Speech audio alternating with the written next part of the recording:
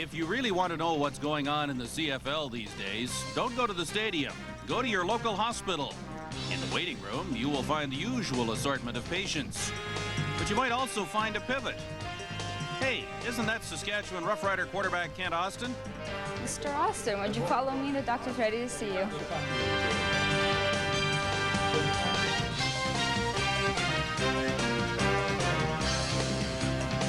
How's it feeling? It's still a little tender right there, but not bad. You'll be ready for game time. Okay, great. I just got some good news from the doc here. Thanks, Doc. I'll be ready to play tonight against the Argos. And Harold Hallman, do not hit me low or the Hoggies will be after you.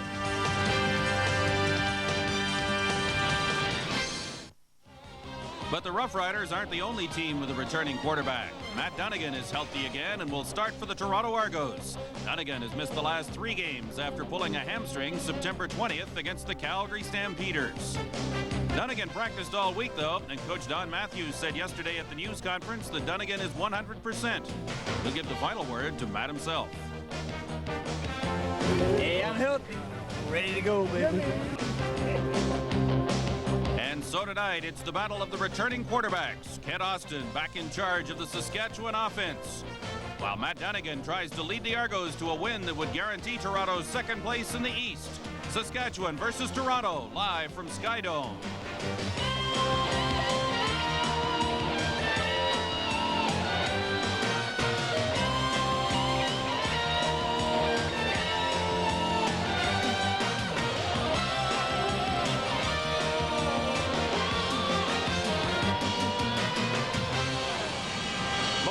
CFL Game of the Week on TSN. Brought to you by Molson Canadian, what beer's all about. And by Priority Courier, the official courier of the CFL. It's been a glorious day here in Toronto, but the roof at the Dome is closed on this night for the Saskatchewan Roughriders and the Toronto Argos. Hi everybody, I'm Peter Watts. It's hard to believe in an 8-team league that these two teams are getting together for the first time this season, but that's what we find happening with 3 weeks to go in the CFL's regular schedule. This is the first of a home-and-home series between these two clubs. Saskatchewan won both games last year and has won 3 in a row, in fact, in this building. And, of course, the last time they were here, they won the Grey Cup last November.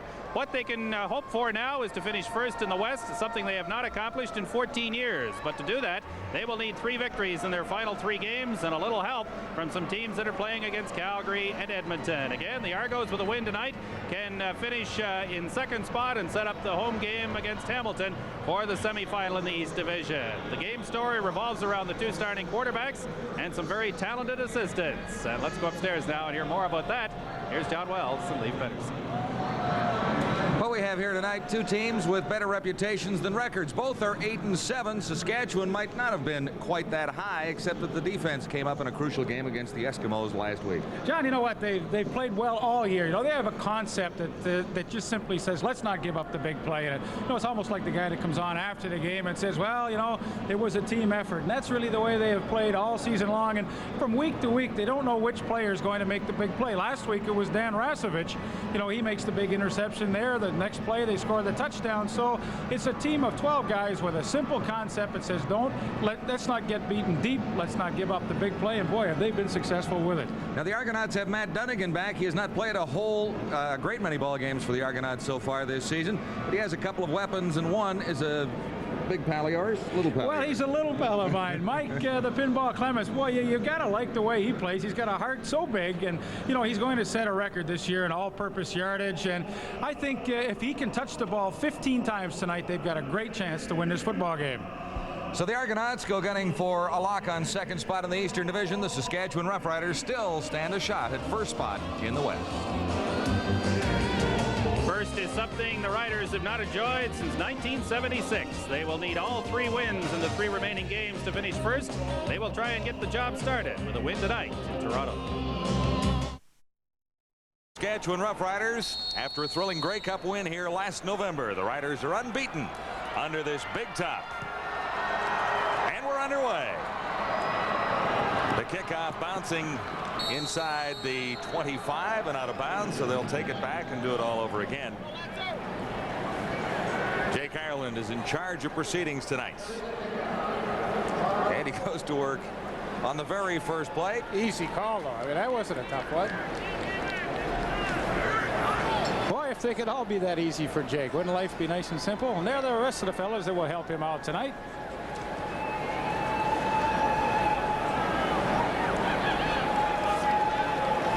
Getting set now for the second kickoff from Lance Chomick. Now, there was some suggestion earlier that Hank Alisic might take over the kickoff duties for the Argonauts, but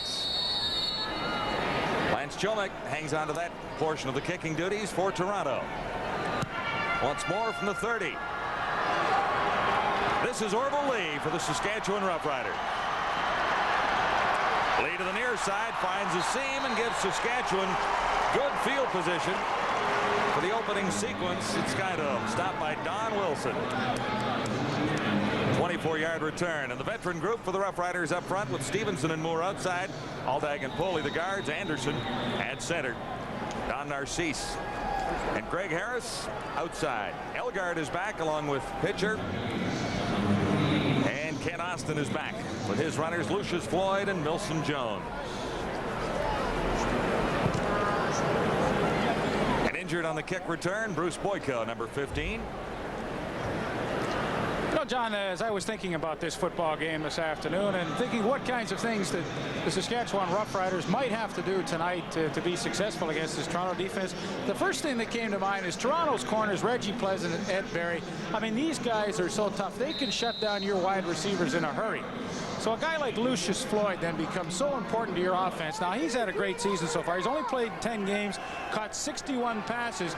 I really look for him to have an outstanding night. And, of course, Ray Elgard, too. He has to be a factor for them.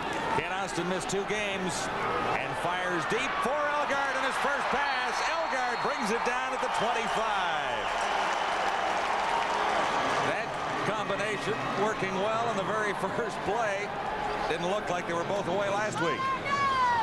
Well, right off the bat, and Ray Elgard is healthy. He had a bit of a back problem the last couple of weeks, a broken transverse process, and he gets in behind Carl Braisley.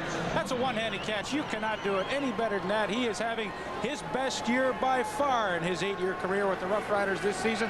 44-yard pickup to start the ball game.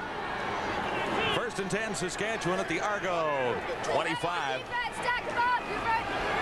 Austin gets a little more pressure this time, but still has time to throw. Comes up a little short, picked off in the end zone. Don Wilson has the interception. First turnover of the night. And after a big 44-yard Roughrider play, major defensive effort for the Argos. That ball seemed to float a little bit. It hung up there a long time, and already in the first 2 plays, you see the strategy of the Argo defense. Don Wilson will play on David Pitcher to that side. He just left his man and made the interception on Greg Harris. And Carl Braisley will work against Ray Elgard. Big interception for Don Wilson. 5th of the year. He came over, of course, from the Edmonton Eskimos this season. 2-time All-Canadian, and he gets the Argos off to a good start. So enter Matt Dunnigan. He's been away a while. Near side, off target, intended for Jeff Boyd. Up front for the Argonauts, Schultz and Prunster the tackles for Roney, and Skemp the guards. Beckstead at center. 2 pretty good receivers, and Boyd and Masadi outside. Darrell Smith and Andrew Murray inside. Dunnigan the starter at quarterback, and his runners tonight, Kevin Smelly and Mike Clemens. Matt Dunnigan's going to have to be very patient against the Saskatchewan defense. They play a tremendous amount of zone coverage. They like to force the offense to throw underneath that coverage, and Matt Dunnigan will have to do just that. To Boyd on 2nd and 10, and that's an Argonaut first down. Stacey Hairston covering there. Here's how the Roughriders line up defensively with Goldsmith, Klingbeil, Lewis, and Jurison up front. Rasevich, Albright, and Load. 3 pretty good linebackers there. A couple of good corners with Hairston and Brown. I like that secondary. You know, everybody but Albert Brown has played all 16 games, and Albert Brown has played 15, so they've had the consistency back there all season long. Dunnigan had to escape and found Clemens, who gets out to the 45. 5-yard gain.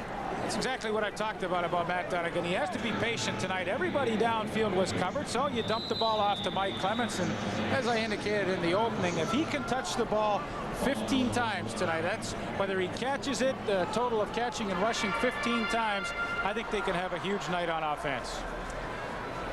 Veteran Bob Skimp is down. He's had a pretty good year, Lee. Yeah, you know, you talk to the coaching staff, and it's that time of the year where we all get our ballots in for the MVPs in all the categories throughout the league, and the coaches could not say enough about the guards of the Toronto Argonauts. Of course, we're talking about Bob Skimp and the veteran Dan Ferroni. Don Matthews in his first year as the Argo head coach. 4.5 very successful seasons in British Columbia preceded that. As soon as I saw the turn come on my field, Wayne Schmidt is in for Bob Skimp.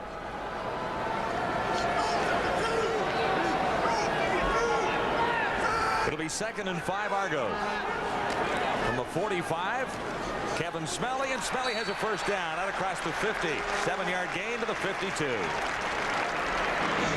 Larry Hogue made the stop. I think they really took the Saskatchewan defense by surprise there. Matt Dunnigan, usually on 2nd and 5, you can count on him dropping back to throw the football, but that time, give it to the rookie, Kevin Smelly, who has done an outstanding job, I think, in their scheme of things offensively this year. Rookie from the University of Massachusetts.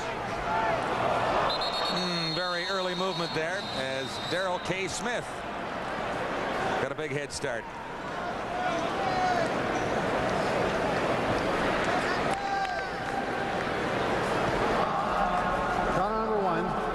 Still first down. But it will be 1st and 15 for the Argos. And the ball back now at the 46.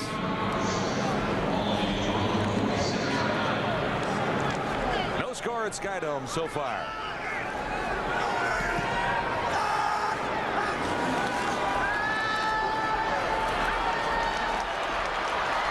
Dunnigan for Clemens, and he's to the 50 short.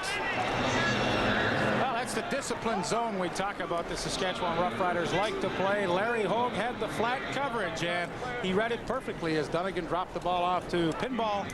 He was right up there with some help from Eddie Lowe on the outside. And in the open field, he's a tough guy to bring down. And there you see the numbers. And, boy, I'm sure he will set that record held by Rufus Crawford for a number of years. Gain of 3. This is 2nd and 12. Dunnigan in trouble, and Dunnigan down. Gary Lewis, 6th sack of the season.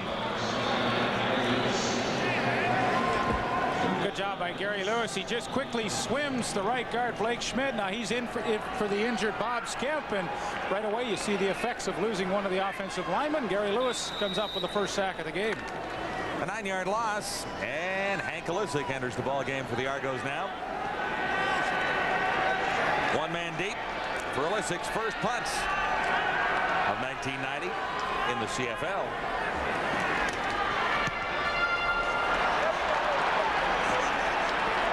Bouncing for Brown at the 23. And there's a flag down back near the Argo line of scrimmage.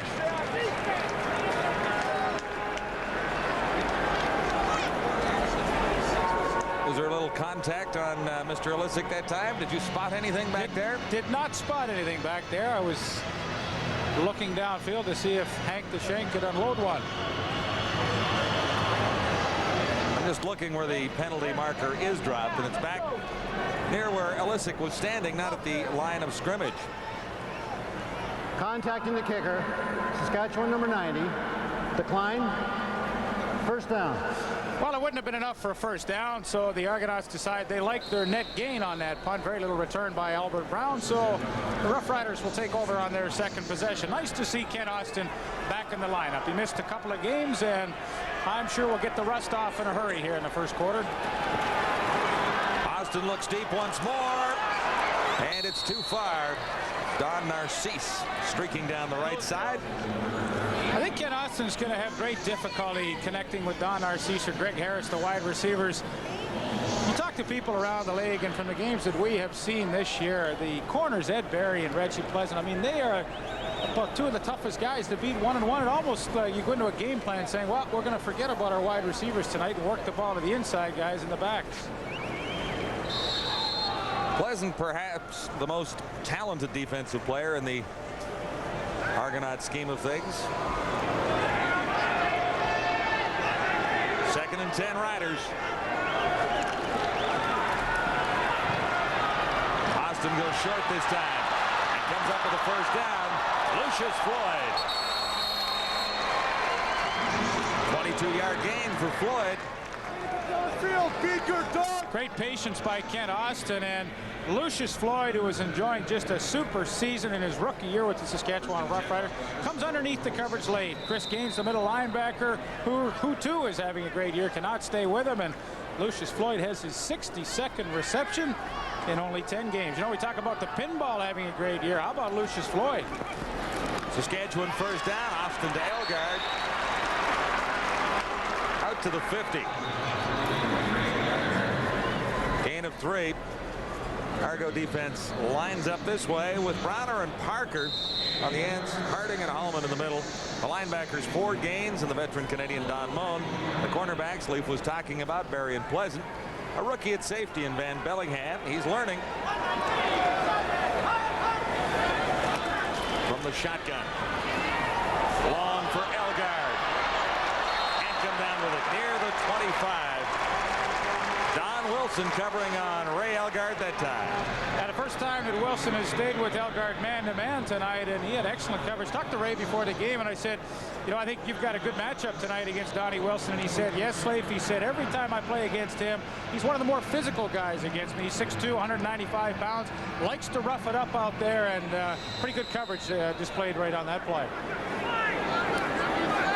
Mike Lazecki on 3rd and 6. He stands back at his 35.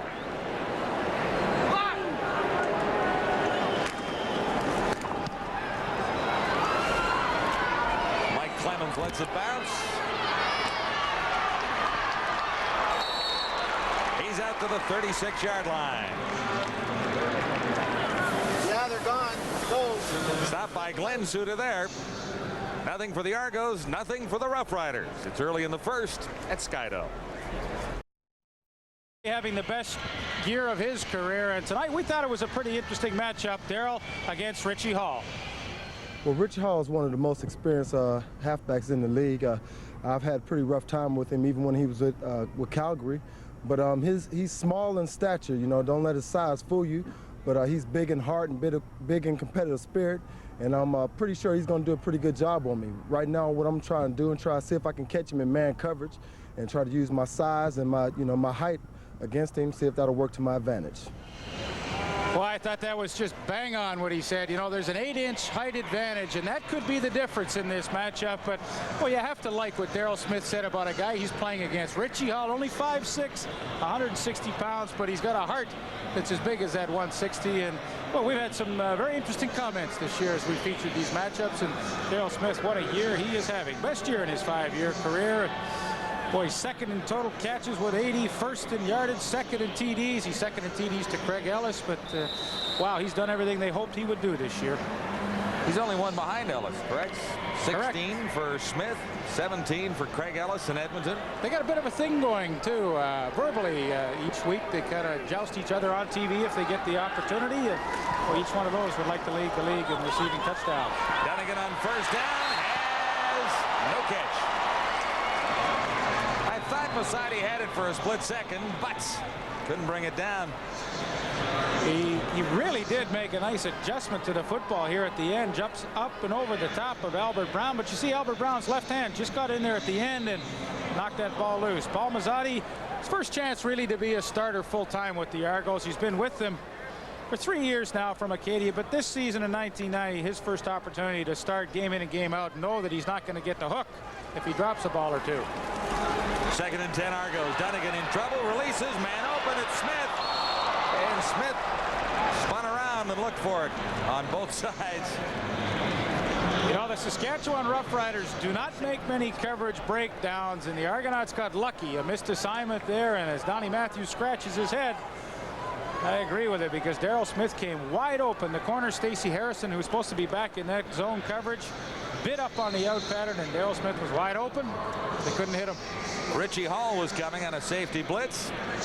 That's the funny thing about Regina. They'll safety blitz Richie Hall, but they play zone behind it. So they give the quarterback that illusion that, wow, I got a guy wide open, I better hit him.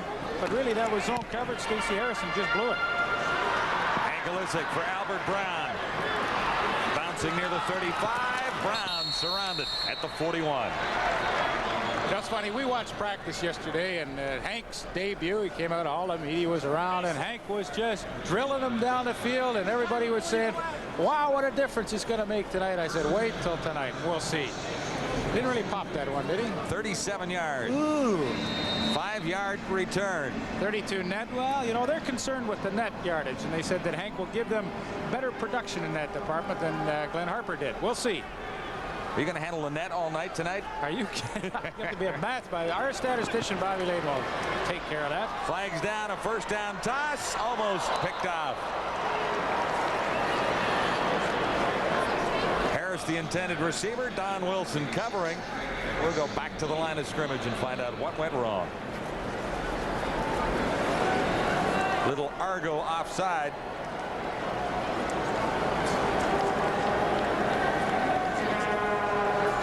Offside, Toronto number 57. First down repeated. At 6'6" and 266, Keith Browner, number 57, is pretty easy to pick out when he jumps across offside. 3 penalties tonight, all 3 against the Argos. This is 1st and 5, Saskatchewan, and that fooled no one. Lucius Floyd tossed to the turf by Harold Hallman. You look at the front four of the Toronto Argonauts this year, and I would say number 70, Harold Hallman, has been the most consistent in that group. 9 sacks in the season, and that time read the draw play almost before Lucius Floyd got the football. So what was a great situation at 1st and 5 now becomes 2nd and a little better than 10. 6:39 to go in the opening quarter. No one has a point. 0 for the Argos, 0 for the Roughriders. 2nd and 11, Saskatchewan. Austin drops back. Lucius Floyd hit by Wilson, couldn't bring it down. John, we talked about Donnie Wilson, and we said he is one of the more physical defensive backs in the league, and he gets a free shot here. That ball hangs up just a little too long for Lucius Floyd and thrown over the wrong shoulder. When he turns, there's old number 20 right in his chest, and that's a great hit. That's pretty good defense when all of a sudden you're 1st and 5 and you force the team to punt. A team like Saskatchewan, that's 2nd in the league in total offense, you've done a good job on defense. Mike Lozecki back near his 25. Early movement once more.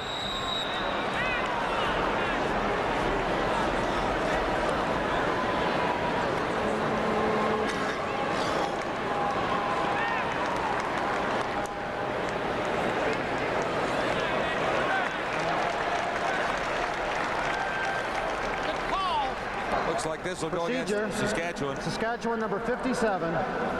Still 3rd down. Bob Poley's the center, and every once in a while, as he's getting ready to snap the ball, he'll jerk his head up a little bit, and he won't snap it, and he tries to pull him offside, and I suspect that's that time he got caught. That moves Lozecki back to his 21. One man back for the Argos. Mike Clemens bouncing by Clemens inside the 30. An exciting runner. He should have been stopped sooner, but Clemens gets out across the 50. Flags are down. Looked like they had your pal pinned in back there, but somehow he escaped.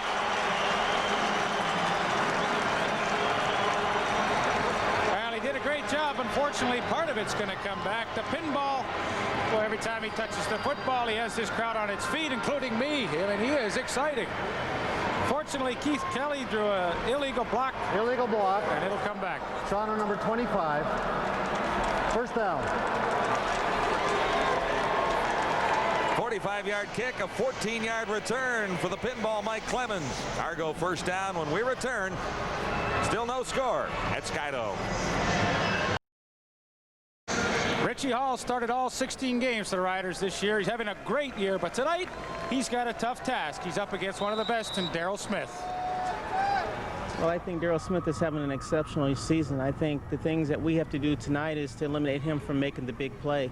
The last couple of games against Winnipeg, he hasn't been able to make the big play for whatever reason. So I feel if we're able to eliminate the big play from him and have him catch the 10-yard out, the 10-yard curls, and just minimize the gain, I think we'll be successful. Well, it's a pretty good scheme, Richie, if you can do it. You know, last week, that's exactly the scheme he told me they used on Craig Ellis. Now, Craig Ellis had a number of catches. I don't remember exactly how many, but he didn't hurt them with the big play, and that's really what Richie's talking about. It's the entire concept of that defense. 1 yard for Clemens. This is 2nd and 9. Almost a remarkable catch from Daryl K. Smith. He would have been short of the first down with coverage from Richie Hall. Richie Hall would have taken a great one-hander to make that catch, and Richie was right there. You'll see him come into your picture. He breaks on the football well, and had Daryl been able to hang on to that football, I still think he was at least a yard or so away. But that's an interesting matchup that we're going to follow for you through the course of the evening. And we'll see in the fourth quarter who has come out on top. You say whatever you want to say. I'll just listen to you. We'll follow for you. We'll follow it for you. So, all right. 4:48 to go, opening quarter.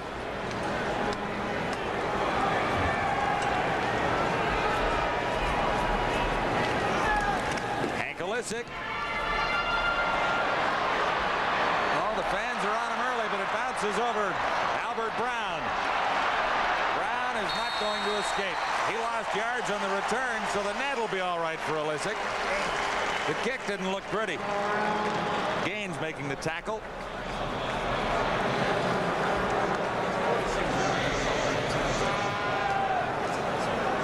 Brown tries to use his speed to get to the outside, but number 38, Chris Gaines, who's the leading tackler on special teams for the Argonauts, will have nothing to do with it, and he runs him down from behind. And although it was a pretty rotten punt, pretty good net on that exchange. 1st and 10, Saskatchewan at the 23. Here's Austin. Time to throw. Too high for Greg Harris. Reggie Pleasant covering on Harris that time. Well, you talk about consistency for Ken Austin this year. He's missed a couple of games, but he's thrown 7 times for over 300 yards this year, 10 times for over 250 in a game, and I guess that's the reason why the Saskatchewan Roughriders lead the league in passing. Reggie Pleasant, he'll be one of the big reasons why the Argonauts will try and stop that passing game tonight, of course. From the shotgun on 2nd and 10. Austin releases for Floyd, and he's a little short of the first down. Stopped by was Milson Jones, number 32. Stopped short. Pretty good effort to try and pick up that first down for Milson Jones. He's had another good year for the Roughriders. Nice move there on Chris Gaines initially, but uses that 240 pounds. It might be a little more. I saw him today, and the media guide is definitely wrong. He's not 2 1/4 anymore. He said maybe in high school. What did Milson say? He wouldn't tell me. No, he wouldn't tell me. 3rd and 1. Not a gambling time for the Roughriders, with 0 still up on the scoreboard. And out near the 31 of Saskatchewan, so Lisiecki comes in to average up a little on the night.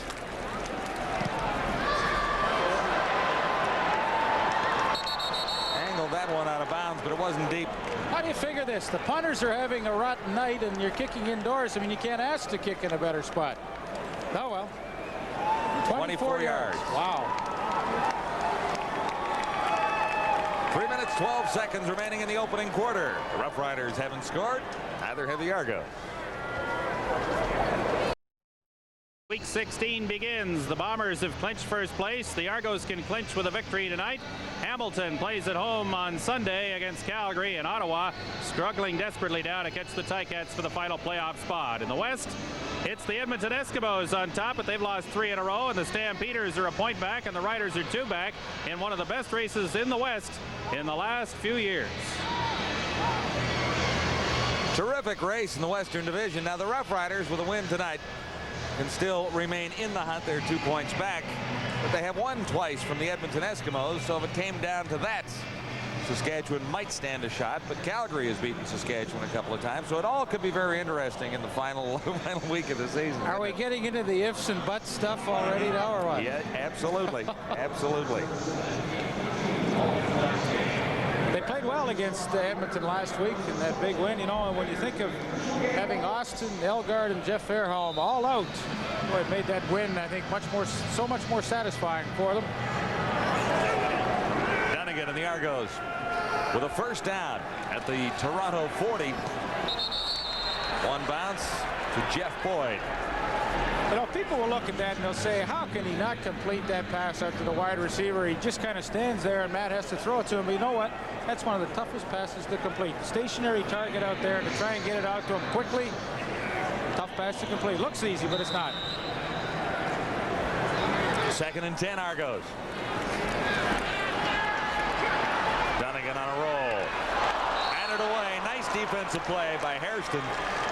Intended for Daryl Smith. Stacey Harrison, the only rookie to make the starting lineup for the Saskatchewan Roughriders in 1990. Still looking for his first interception, but he came pretty close on this play. And of course, that's the zone coverage. He leaves his man, wide receiver Jeff Boyd, and comes over to help out Glenn Suter and makes an outstanding defensive play. I found that rather amazing looking through the numbers and notes today, with Stacey Hairston having a pretty good season and no interceptions so far. Right behind him, Richie Hall has picked off 6. It is kind of unusual when we've this far into the season, but boy, he's a youngster that's come in. He's the fastest player on the team, and he has just played great coverage game after game. Started all 16 games for them. Off the fake, Alisic looking for Wilson. First down.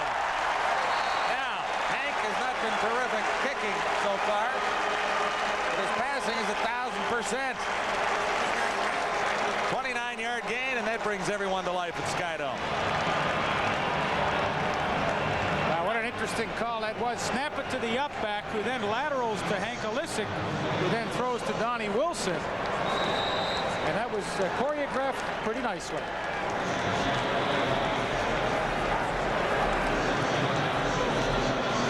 One for one in passing. Hank Alisic. Big first down. The Argos now at the Saskatchewan 28. Pressure comes on Dunnigan now. This is where he's great.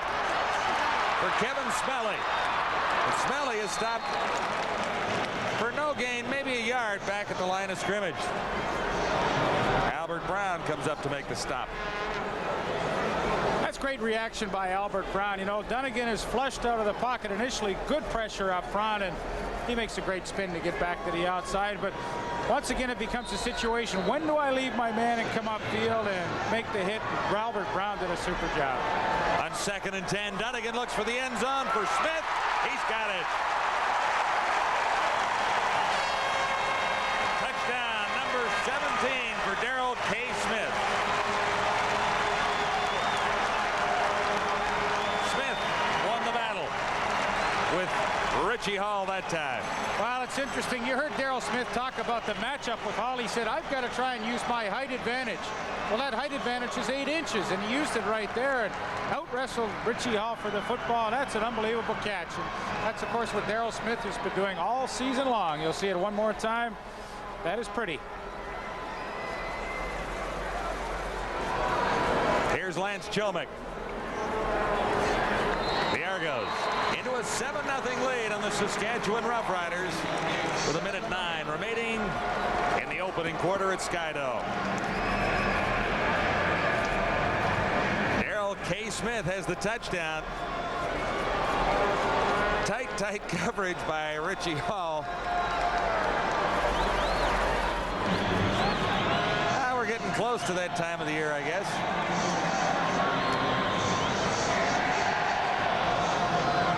What costume are you going to wear in Ottawa next week? Oh, I'll just probably go as myself.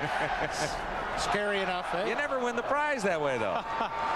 That's a good throw by Matt Dunnigan, and he knows that height advantage that Daryl Smith has, and he figures when he puts it up and the two of them are close together, his receiver has a great chance to come away with the catch, and Daryl Smith didn't disappoint him.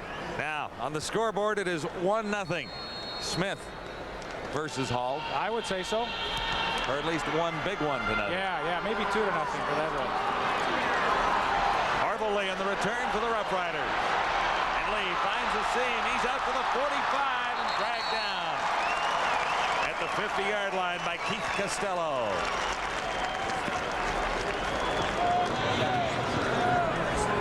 Seven-yard return. Nice run. And a breath of fresh air for Orville Lee to get traded over to the Western Riders, of course, with Ottawa for a couple of seasons. And boy, nice speed to get up to that hole. The kick-out block made on Don Wilson. Orville Lee with his good speed gives the Saskatchewan offense great field position to start this drive. No complaints about where the Roughriders will begin. First down at the Saskatchewan 50. This is Milson Jones. Dragged down by Hallman.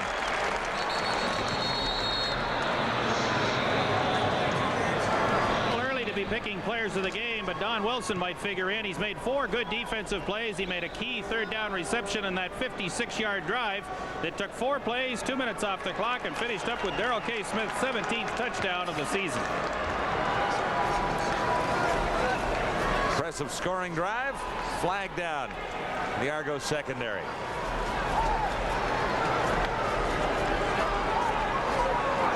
Major foul, unnecessary roughness. Saskatchewan number 89. Second down. David Pitcher. Ian Donnie Wilson downfield got into it a little bit. Pitcher took the swing, and he was the one that got caught. It cost some team some yardage.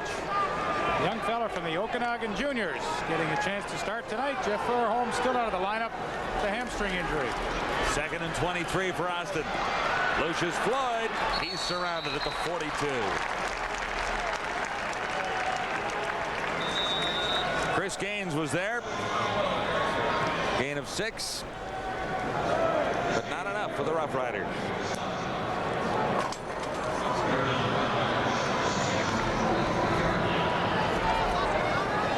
Third down kicking situation for Saskatchewan. Mike Lozecki. Short kick last time, and that lowers the average to 34-7. The pinball will wait. He's back near his 30.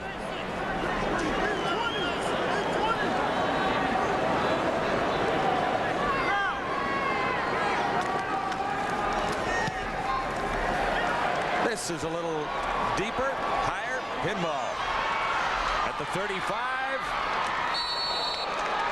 and knocked over by Treflin at the 40. That's the end of the opening quarter with the Argos leading the Roughriders 7-0 at Skydome.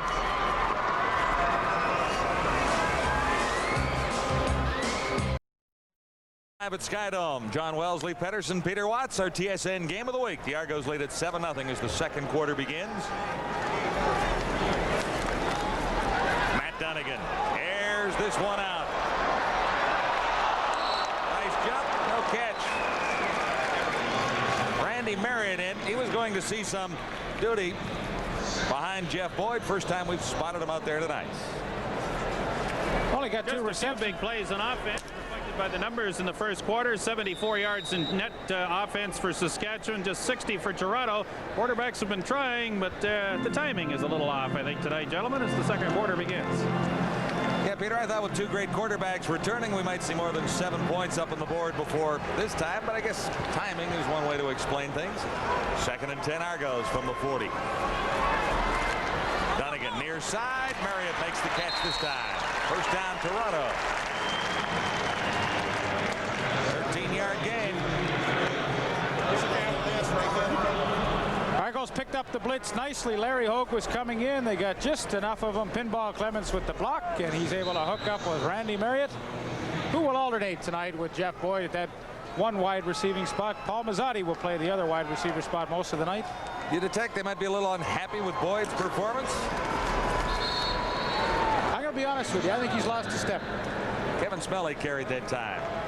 I really think he has. He's had a great 8-year career in the CFL. Tried his luck down in the NFL. Couldn't make it with Cleveland. Came back. But I think he's lost a step, and they'd like to have a look at the newcomer, Randy Marriott, in game conditions. A couple for Smelly. This will be 2nd and 7. Argos lead at 7-0. Dunnigan over the middle on target. First down. Andrew Murray comes up with a catch and a 13-yard gain. Murray's really been a nice complement to the rest of this receiving core. He's a dependable inside receiver. You need 10 yards on second down or first down, he'll get you that 12-yard hook every time. Good target for Matt Dunnigan to see at 6'3" and 200 pounds. He's really worked nicely into that offense.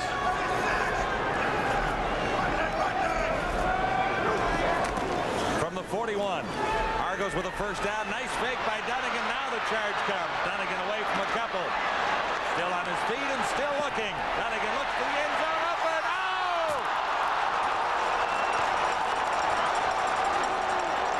After you said all those nice things about Andrew Murray, he was all alone. I take it all back. Oh, that one will haunt him for the next couple of weeks anyway. Well, you got to feel sorry for Matt. He couldn't throw it any better than that. And Andrew Murray, boy, you feel sorry for him too. He's standing all alone. Toughest catch to make in football. Nobody hanging on you. Ooh, and it's, you know, just a little bit tougher at Skydome when they replay it in front of the hometown crowd. Gotta Second shake and it 10. off. Shake it off.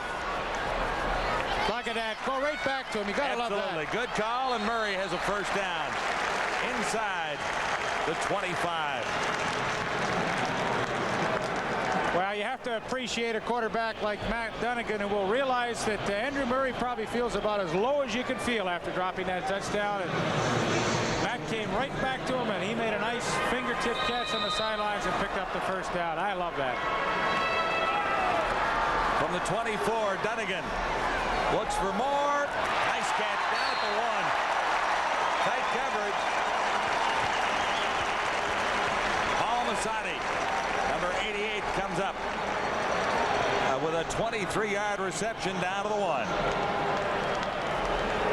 Well, he almost made a great circus catch earlier, and this one I think would equal that. He goes up and over the top of Stacey Hairston right there and simply out jumps him for the football. Hairston has his back to the quarterback, and he just can't turn quickly enough and locate the football. And that 23-yard reception by Paul Mazzatti as the Argos knocking on the door at the 1-yard line. And Mazzatti slightly shaken up. He'll go out for 3 plays.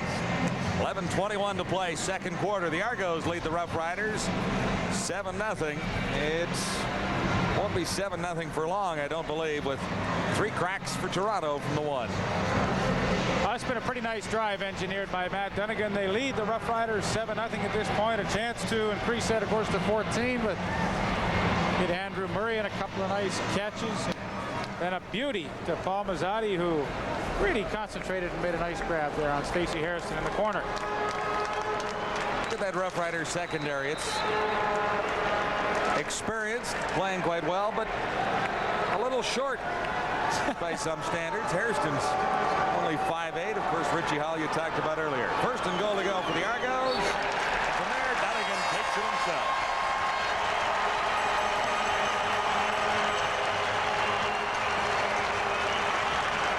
Something to celebrate at Skydome as the Argos score the first 2 touchdowns, and Dunnigan fires a football into the crowd.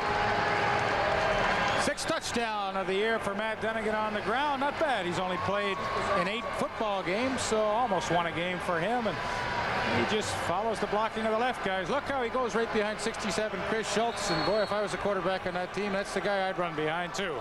Chris Schultz, of course, 6'8", 285 pounds. Lance Chobik, and it's 14-0 for the Argos, leading the Saskatchewan Roughriders. Dunnigan has engineered 2 rather impressive drives. 11:07 till halftime. And the Argos have scored on their last 2 possessions to make it 14-0. Couple of young Canadian receivers had a big hand in that scoring drive. Andrew Murray of Carleton and Paul Mazzatti from Acadia. A big part of the 70-yard 8-play drive. Took 3 minutes off the clock, and Matt Dunnigan finished it up for the touchdown. 14-0. Toronto. 11:07 to play, second quarter. What I like about Matt Dunnigan, John, this is his 8th start of the season. Now, in the first 3 games of the year he started, he really wanted to create a big storm in Toronto, and he threw 12 interceptions. Now, he got hurt with a knee injury, came back He played 4 more. In those 4 games, he only threw 2 interceptions. So tells me that he was able to calm down and not feel like on every play he had to throw a touchdown pass. And he's really been able to get himself in a groove after that knee injury. And now it looks as though he's right back up to par after coming off the hamstring injury and ready to go and get the Argos into the playoffs and try and do some damage. Don Matthews said he was better than 100% after rehabilitating his hamstring, which was his latest injury.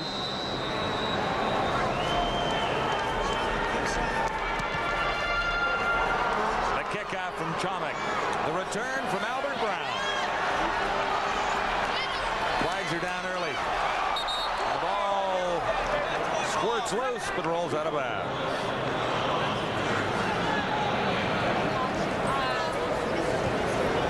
Van Bellingham made the tackle, but the penalty flag was tossed down around the 40. And Brown had not made it that far yet.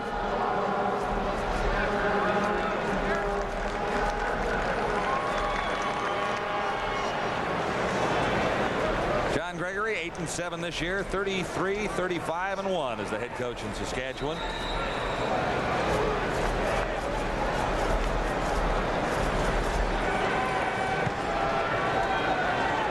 Is against the Roughriders, and Saskatchewan begins this drive from the 13. Narcisse couldn't bring it down. Austin has struggled a bit. Wilson covering on Narcisse that time. Boy, started off the first play of the ball game and he hit Ray Elguy with a big 44-yard bomb to get them going, but since then the Argonaut defense has more or less dominated the Saskatchewan offense, and you really get the feeling here in the second quarter that Toronto's really taking control of this football game. They're up by 14. Yeah, his second pass right after that was picked off in the end zone by Wilson from the shotgun. 2nd and 10, Saskatchewan. Far side, on target. Narcisse makes the catch that time. A 14-yard gain. Mike Campbell, number 99, does a great job on special teams for the Argos. That time, pretty good protection for Austin to stand tall in the pocket and pick out Don Narcisse downfield. Don Narcisse, once again, having a great year. Last year, 81 catches. This year, that was his 77th grab, so he most certainly will surpass his total of last year. First down. Roughriders out now at the 27. Early movement from the Argonauts. Over the middle, Elgard. And Keith Browner getting a quick step, 2nd time tonight.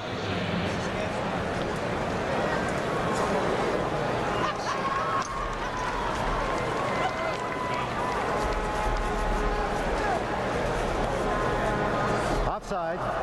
Toronto number 57. First down repeated. Good eyes, partner. 2nd time tonight, as John told you. Keith Browner a little jumpy. Snap of the football. Free play for Ken Austin. He didn't hit the big one, and they take the penalty and accept it. 1st and 5. From the 32. And Austin looks a little deeper this time. No catch. Don Narcisse. Van Bellingham is with him there.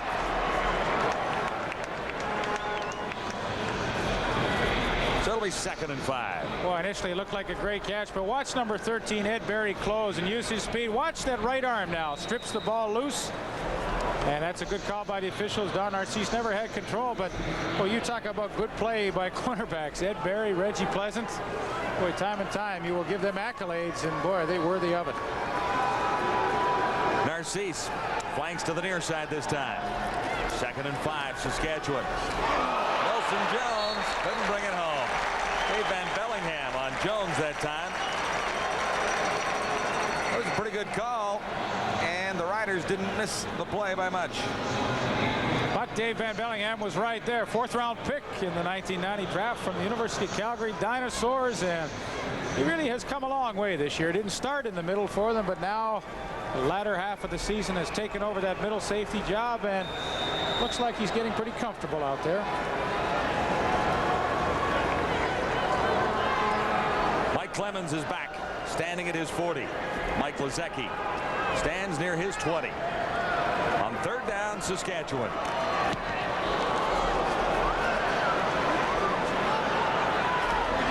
Clemens Clemens at the 35 goes to the far side, finds some room. This guy is a terrific ball player. Lost the football. Who comes up with it? Argos have recovered. Mike Clemens makes things happen every time he touches the ball. What a great return there.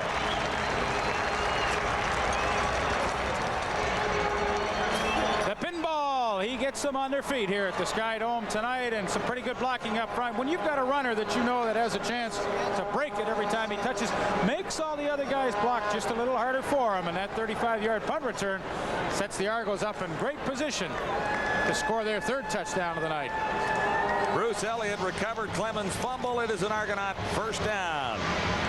We'll return to the TSN Game of the Week live from Sky Dome after this.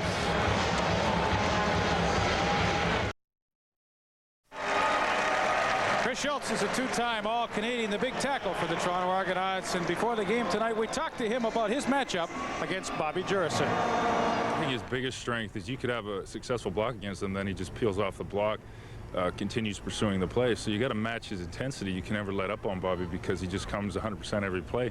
Run blocking is important to have leverage on him because although he's a squatty type of player, if you get too high on him, he'll just push you back into the quarterback. So I think the combination of those two things, you just play really good fundamentals to make sure you don't get out intensity, if you can say that, with Bobby. Well, you can say whatever you want. Sure, when you're 6'8", 285, you tell it any way you want to. First and 10 Argos from the 36. Stasiuk makes the catch. Stopped by Larry Hogue.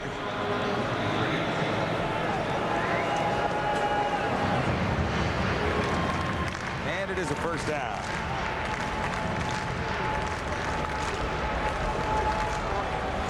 The Argos have had outstanding field position. Clemens gave it to them on the last play. Dunnigan, nice fake. Slips it out of the backfield for Clemens. And it was a forward pass. Clemens ran after it anyway, just in case, but whistles sounded.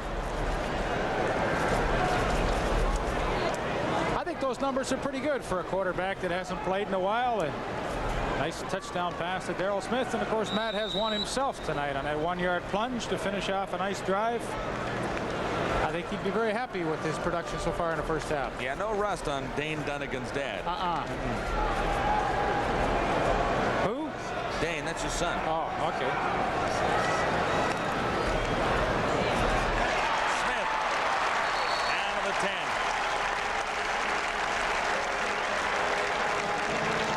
Smith out jumping Richie Hall. Well, you see, again, he uses his body to make this catch. He's 6'2", 195, and watch how he shields off Richie Hall. That's a great replay of how he can get in front of Hall. There's no way Richie at 5'6", 160 can get around him and try and get a hand in to knock that ball away. That's great offense. 17-yard pickup for Darrell Smith. And a first down, Argos. First and goal to go at the 10. Dunnigan escapes. Dunnigan stopped short of the goal line, maybe by a yard. I think Dunnigan likes to run the ball more than throw it some days. What's the old adage? He's a quarterback and a linebacker's quarterback body and a linebacker mentality right here as he takes off on the quarterback draw. Watch at the end of this play. Number 74, Dan Rasovich, is going to come on the scene, and they are going to bang helmets. And boy, Matt definitely wants to get in the end zone. There's the hit right there. That's a pretty good run for quarterback, isn't it? Dunnigan hits the end zone himself from 1 yard away. Second touchdown of the night for Matt Dunnigan. 3 for the Argos, and the Roughriders have yet to respond. Well, you know, like if it had been pinball that had made that run down to the 1 yard line, I know Matt would have given him the ball. So Matt said, I made the great run down to the 1 yard. I'm going to call my own number again and finish it off. What's that, number 7 rushing on the season? Yeah, and where do you think he goes again? Right behind Chris. All right.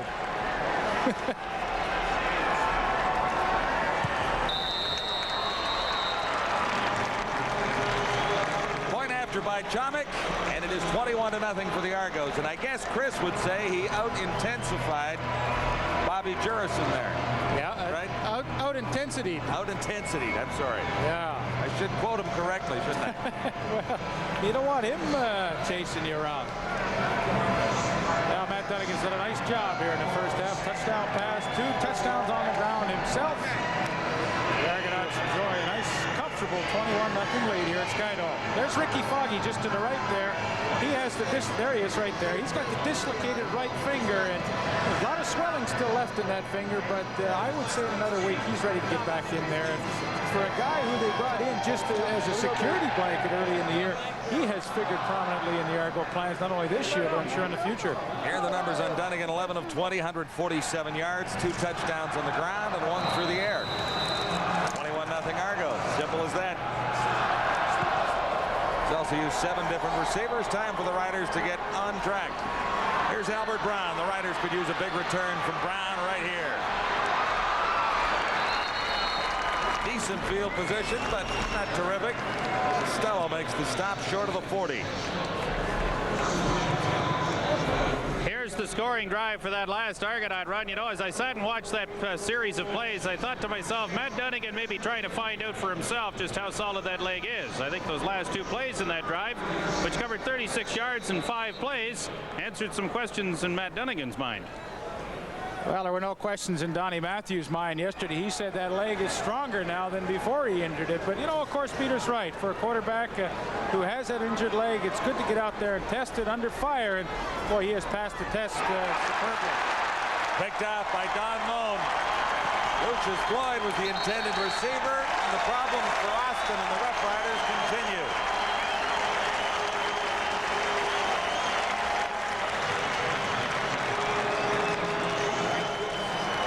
Argos with outstanding field position on Moan's interception once more.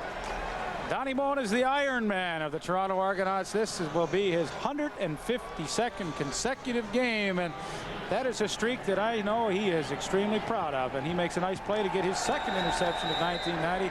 Squeezes off the lane on the hook zone, and watch how he steps underneath the receiver Lucius Floyd and makes a nice interception. And once again, the Argonauts on the turnover have pretty easy field position. They have played on a short field tonight. 5:38 till the half, and another Argo first down deep in Saskatchewan territory. Dunnigan escapes again. Dragged down from behind, but he's near first down territory. And there was old Dan Rasevich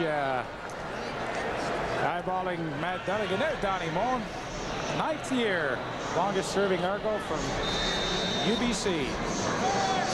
That is a remarkable streak, 152 consecutive games. Swift Current, Saskatchewan.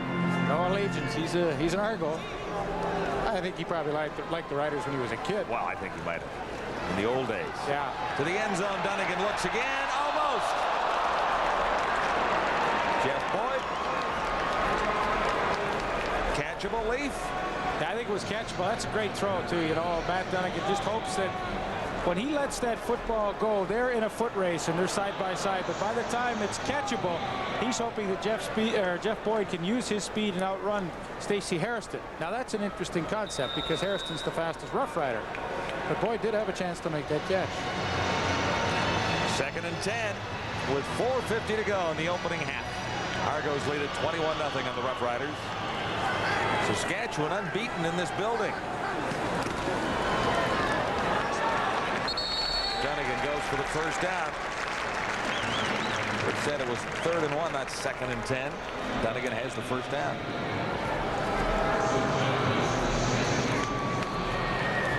Well, the last 3 times the Argonauts had the football. I'd say that's pretty consistent, wouldn't you? 3 touchdowns. Now field position. Oh, man, look at that. Decent, was it not? Worst one starting at their own 40. I mean, you can't ask for anything better than that. First down Argos. Saskatchewan 25.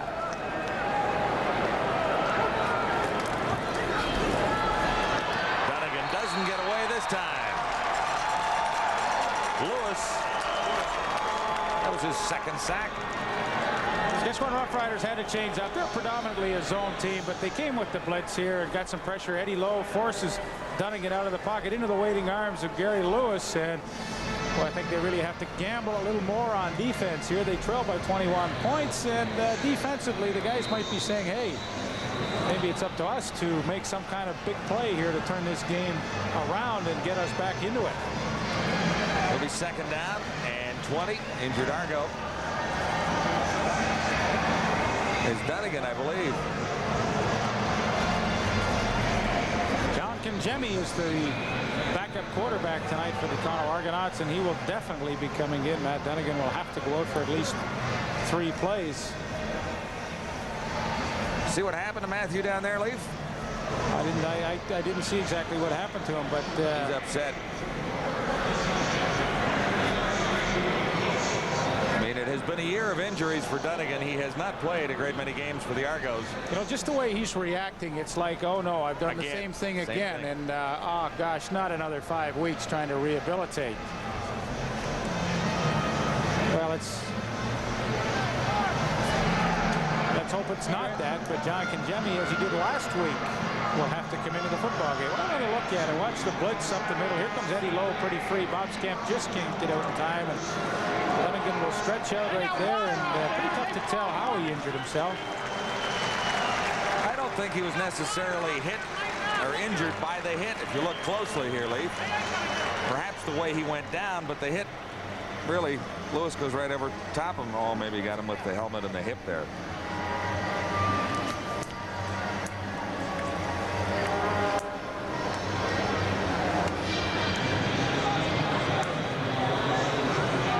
Missed 3 games. He has only started, or he's missed 8 games in total, 3 recently with a hamstring. Yeah, he's pretty upset. I think he's pulled that hamstring again. So the fellow they call Ace, John Kangemi, will come in and take over. His numbers for the year are 59%, 6 interceptions, 5 touchdown passes. I know one thing, he's a great golfer. Really? He can play. He and I went out to Glen Abbey before the season started, and he shot 75. So obviously, if you were playing for dough, he got some of yours. I'm smarter than that. Kidding me?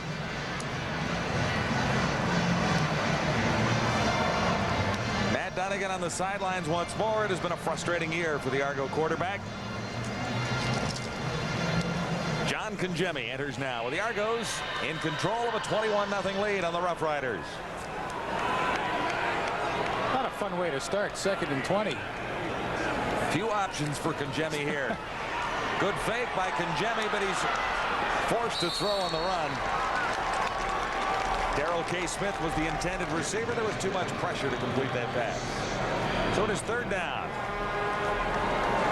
Tuane Alapate, reserve middle linebacker in the game, coming on the blitz. There you see him at the right side of your screen. He sheds the block of Kelvin Prince to the right tackle, and he is able to put enough pressure on John Kangemi to force that throw out of bounds.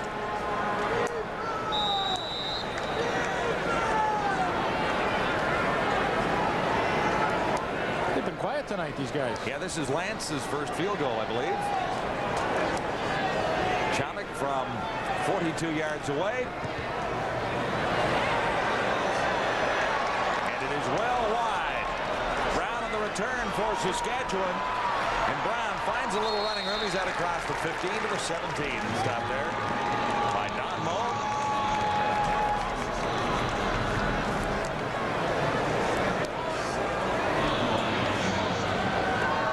Three-minute warning is up at Skydome tonight, with the Argos leading the Roughriders 21-0.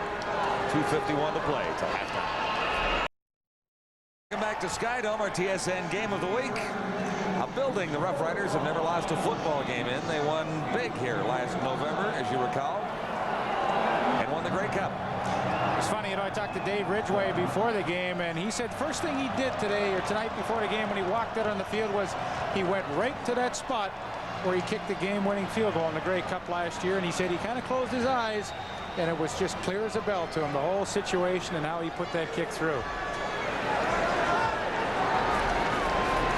Austin now. 1st and 10, looks to the far side. Has a completion and is close to the first down as Greg Harris brings it down.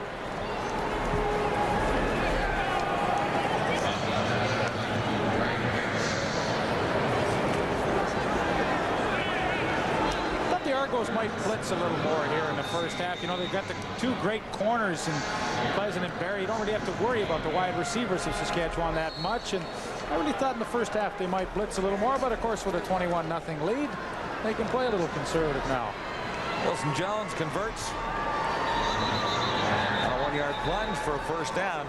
Kent Austin so far tonight, 7 of 16, 107 yards, 2 interceptions. So Austin has been just a little bit rusty. Look back to last week in Taylor Field, Regina, where the Riders were without Austin, without Elgard, without Fairholm. And they came up with a big win over the Edmonton Eskimos. They get Elgard and Austin back tonight, and they have not been able to move the football.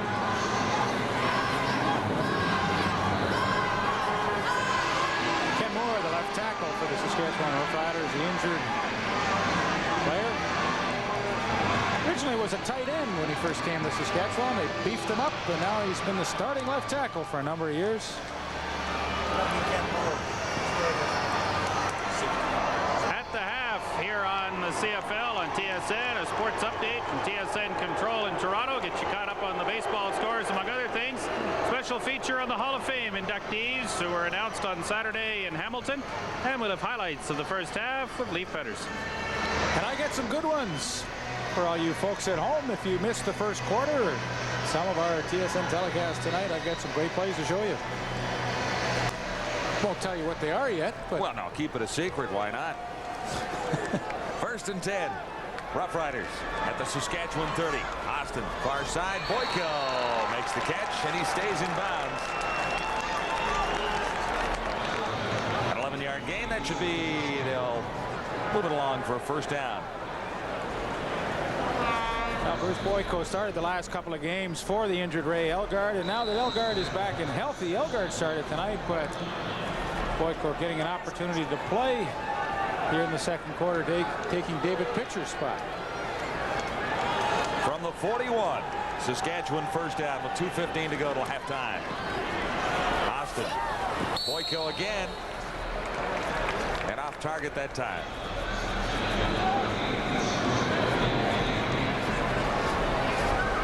Well, Toronto's really content at this point to sit back in his zone coverage. I think Ken Austin better figure this out in a hurry, and there's a lot of room over that middle for Ray Elgard. A couple of good lanes for him to settle down in, and don't be surprised if 2nd and 10 you see him go to Elgard in that spot. Again, Austin goes to the shotgun on 2nd and 10. Jump ball intended for Narcisse. And Ed Barry was right there, number 13. He's been with Narcisse quite a bit tonight. Boy, he is there as just exactly as the ball arrives, and watch, he has a good opportunity to make that interception. You know, that is tough on an in pattern to come around the top of the receiver and get in position to make the interception. You know, like it's almost like he knew the play was happening before they even ran it. Enter Mike Lazecki.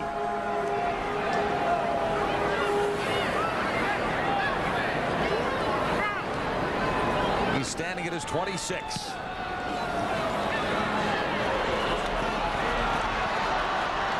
Clemens, the pinball on the return. Flag down as pinball breaks down the sidelines. Lazecki has to get over and help with the tackle himself. This one may be going back. Wilson Jones finally made the stop inside the 30-yard line.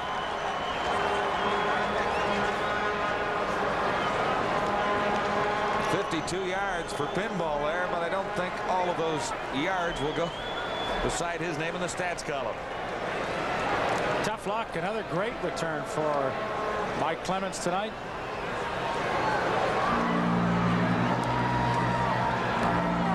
Holding. It's on number 23. First down. Mike Hildebrand, the backup middle safety who they plucked off the practice roster. The Edmonton Eskimos gets cut for holding, but nevertheless, let's watch this one more time because the pinball is truly an exciting punt returner. That's a tough one to get called back. Argos back to the 25 with a first down. Toronto leading 21-0 on the Saskatchewan Roughriders at Skydome tonight. John Congemi at quarterback. Over the middle from Asahi.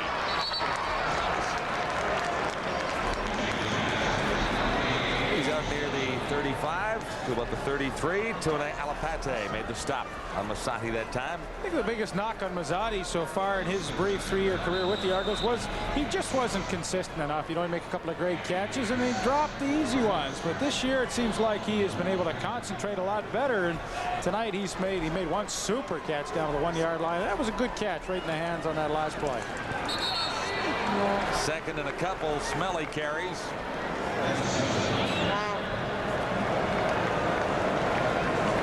Rasovic and Jurison in on the stop.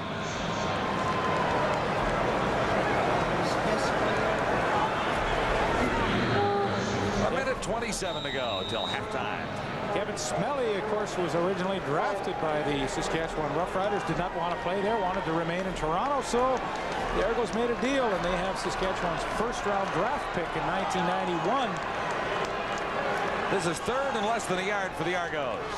Jemmy should have the first down. No flags anywhere to be seen. Let me just correct that. Saskatchewan will have Toronto's first-round draft pick in 1991, and that could be a pretty useful commodity for a guy who wasn't going to play there anyway. So that was a good deal for both teams. Well, I'm a little surprised that the Roughriders haven't moved the football a little bit more. Particularly, we look back to the first play for Kent Austin. Big completion to Ray Elgard right down deep inside Argo territory. After that, an interception, and the Roughriders really haven't moved the ball effectively since. This is Smelly on first down. Albert Brown stops him at the 40.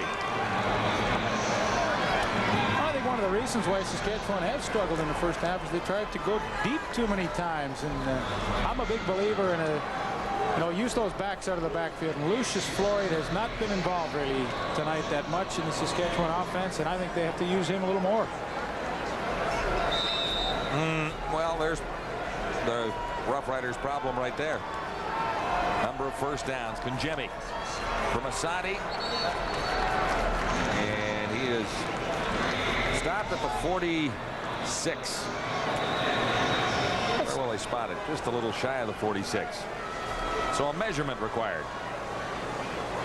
Second time he's come inside to make a reception tonight, and can be a pretty scary place for a wide receiver that's only 6 feet and 185 pounds, but he does it quite nicely. Short of the first down. Third and inches. Really see a difference when John Conjemi comes in the ball game as opposed to Matt Dunnigan. When Dunnigan's in there, it's a real freewheeling, flowing kind of offense. When Conjemi comes in, it becomes a lot more structured, and they go to the underneath pass patterns, a little shorter, easier to complete, and well, you see that style change in a hurry. It'll be a first down for the Argos as Conjemi carries for the necessary yardage with 32 seconds to play till a half. 21-0. The Argos lead the Roughriders. Toronto trying to lock up second spot in the East. The Roughriders had hopes of still staying in the race for top spot in the West. Conjemi, Smith. And that's a big gain that will get the Roughriders in deeper trouble and should get the Argos more points before the half is over. So now John Conjemi's a little more comfortable. He's completed some balls underneath. Now it's time to try and loosen that coverage up a touch. And Daryl Smith right down the seam. Stacey Harrison cannot get over in time from the outside zone coverage, and Daryl Smith comes up with another nice catch. 26-yard gain, first and 10. Argos at the Saskatchewan 37. Conjemi looks to the end zone, and Smith almost made a miracle catch. Wow, almost. Suter was back there, and so was Hairston. Smith almost came up with it. It's fun to watch quarterbacks working with a receiver that they have a tremendous amount of confidence in there. Hey, look, there's 3 Regina guys right there, but Conjemi throws the ball up, and somehow he knows that Daryl Smith will be there. He's having that kind of a year, and boy, as he turns around and hits him right in the chest, would have been a great catch, but boy, when they have confidence in a receiver, they'll throw it to him no matter how many guys are around him. From the 37, Argos, second and 10. Conjemi stands in. He is dragged down from behind as a flag comes down. Little holding, and Goldsmith makes the tackle on Conjemi. Sure, with 9 seconds remaining, they will take this penalty and try and push Toronto out of field goal range. Holding, trial number 69. Second down repeated. 69 is Dan Ferroni. I think after 10 years he could perfect that a little bit and not get caught. Doesn't get caught often, though. No. So I guess you're saying he does have it perfect. Well, I would say he's close to perfect. He's having a good year, Ferroni. Yes, he is.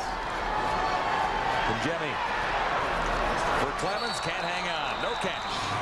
You know what? That's a good job on defense. And, you know, people might say, well, it's 21-0, you know, no big deal. But really it is. I think they've kept them. They're going to try a field goal with Lance Chomick. But that was key series. You know, 21 and 24, there's a bit of a difference there. So as Vince Goldsmith comes in with the pressure there and the good hit by Larry Hogue on Mike Clements, they will force Chomick to try one from about 54 yards out instead of about 10 yards farther upfield. Yeah, and his longest on the season is 52, so Chomick will get a bit of a test here. And the Roughriders call a timeout to give Lance and Don a little chance to think about things. Yeah, they tried to fake earlier, remember? Off a punt formation. I think they'll let him kick this one.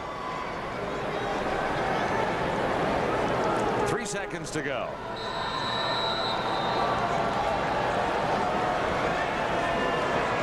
Argos leading 21-0 on the Saskatchewan Roughriders. Lance Chomick from 54 yards away. Wide. Albert Brown will run out the clock and end the first half. Well, the Argos in complete control after some early good news for Saskatchewan. The Argos have scored 3 in a row. That's 3 touchdowns in a row. The Argos lead it 21-0 at the half. The lineman and defensive player for week number 14 is Winnipeg's Tyrone Jones. The Blue Bombers continued their tirade over the Argos as the Winnipeg defense throttled the Toronto offense. Linebacker Tyrone Jones loomed large in the 25-19 victory by providing explosive leadership, 1 sack, 1 interception, and 3 tackles. Tyrone Jones, CFL Priority Courier Lineman and Defensive Player of the Week. Skydome, Matt Dunnigan has passed for 1 touchdown and run for 2 more, but he's out of the game for the moment with the re-aggravation of that hamstring groin problem that has plagued him all season long. Calgary at Hamilton on Sunday, that's the Hall of Fame game, and as the stars of today and some of tomorrow put on a show tomorrow, the moment was reserved this morning for the stars of yesterday.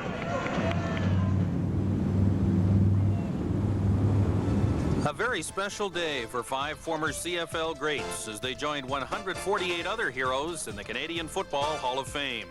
2 of the inductees were part of Saskatchewan's first Grey Cup winning team 24 years ago. Eagle Keys was the coach of that team in 1966, and Ken Preston was the general manager. The ailing Preston was represented at the induction by his son, former Chicago Blackhawks star Rich Preston. Yeah, well, I certainly enjoyed working with Ken Preston while I was in Regina. I was there 6 years, and we got along well, and then we ended up winning the Grey Cup, which was a special thing at the moment. Rich, your dad was part of a great franchise tradition in the West for a lot of years, and so were you. Tell me about the early 60s being around the football team. Well, I have 2 older brothers, and we all got a shot at being water boy for the Roughriders, and it was a big thrill to be around great people like Eagle, Ron Lancaster, George Reed, and to have it culminate in the Grey Cup in '66, especially with Saskatchewan waiting so long for their first Grey Cup. It was real special, and it's an honor for me to be here on behalf of my father. 2 men associated with the Argos in the early 70s also joined the Hall. Defensive back Marv Luster and defensive end Jim Corrigal. Luster started and finished his career with the Montreal Alouettes, and both men had great careers on teams that weren't that distinguished. A few great players in Montreal, but never many great teams until the 74 year when Marv Levy took the team to the Grey Cup. I had a great high school career, and I had a great college career, and I thank God for letting me to play for Toronto for the 12 years that I was there, and every once in a while I still say I can put my pads back on and get a little frustrated, but I'd have trouble running across the field right now, I'll tell you.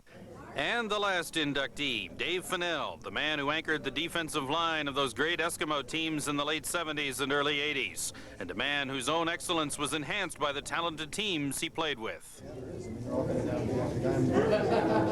Players in this room are the best players that have ever been in the league, and being chosen to be among them is a very exceptional thrill. Great heroes, all of them. Preston, Keys, Luster, Fennell, and Corrigal, the newest members of the Canadian Football Hall of Fame.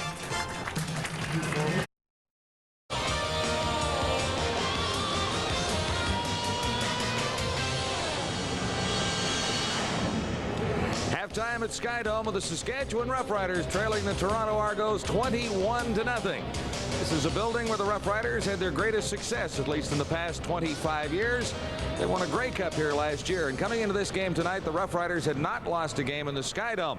But tonight they are in danger of doing so as the Argos have come up with a 21-0 advantage at halftime. The Roughriders, looking back to that Grey Cup of just about a year ago, will auction off the jerseys from the teams, all the sweaters from the team last year at a Grey Cup championship jersey auction. The bidding will start October 22nd, and the minimum bid $89 for the actual 1989 game jerseys. They find a way to raise money in Saskatchewan in just about every way possible. If you'd like to get in on it and you're a Rough Rider fan elsewhere in Canada, 1-800-667-8179 is the number to call for the Grey Cup championship jersey auction for the Saskatchewan Roughriders. Meantime, at halftime at Skydome, the Roughriders have a long way to come back as they face the Argos tonight, trailing by 3 touchdowns. Lee Pedersen and highlights coming up in just a moment. At the half here in Toronto, the Argos in front of the Saskatchewan Roughriders. Time now for some first half highlights with the star of Make Leaf Laugh. Here's Mr. Pedersen. Peter, you're making me laugh tonight. I'm telling you. Listen, the Argonauts have had everything their own way here in the first half, but really it was a trick play that got them started. Hank Olisic, they faked the punt. He threw to Donnie Wilson. That set them up finally in some scoring position in the first quarter, but Daryl Smith, the big play man for the Argonauts all season long, comes through again, and Matt Dunnigan throws a strike in the end zone, and the height factor really played to Daryl Smith's advantage there, able to out jump Richie Hall for the first touchdown. Argos ahead 7-0. Paul Mazzotti, a young receiver in his third year with the Argonauts, is making an impact tonight as well. He had 3 catches for 35 yards, and that beauty over the top of Stacey Harrison set up Matt Dunnigan's first touchdown of the night. Dunnigan added another one, but you know what? It hasn't been all offense for the Argonauts. The Argonaut defense has played exceptionally well too, and Donnie Moen in the second quarter had the second interception for them, the second for him on the season. So the Argonauts really on both sides of the ball have completely dominated this first half of play, and of course they lead 21-0. Peter? All right, Leaf, I've been looking over on the sidelines to see if Matt Dunnigan was coming out. I do not see any sight of him, so it looks like John Kajemi will carry the Argo fortunes in the second half, and we'll see what the Riders can do when we come back to the Skydome after this. First half, Saskatchewan with 2 turnovers. The Argos with better than double the net yardage in offense and with a 7-minute advantage in the time of possession. That's why they have a 21-0 lead as the second half is ready to begin. Here's John and Lee. Well, the Roughriders unbeaten at Skydome, but they're in trouble here tonight. Trailing 21-0.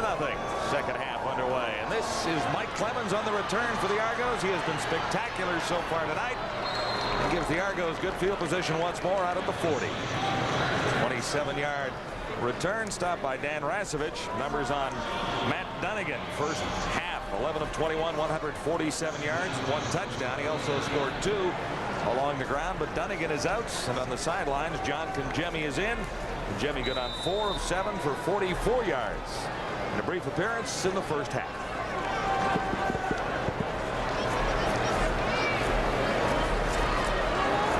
First down, Argos at the 39.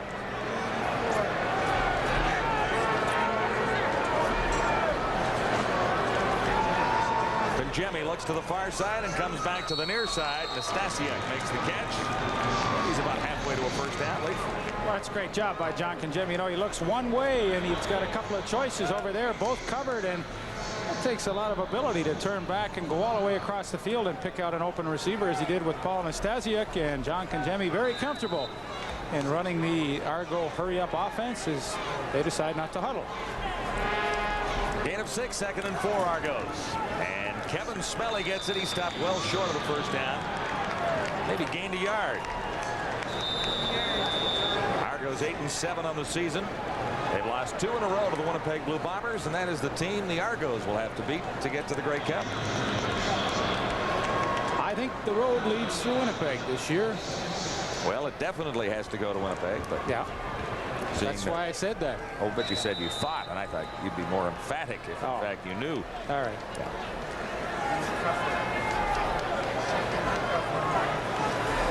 Hank Olisic in his first appearance with the Argos in 1990, averaging 43 per kick compared to Glenn Harper, who was released to make room for Olisic at 40.6. Jeff Treflin on the return for the Roughriders, and he has stopped right at the 35-yard line.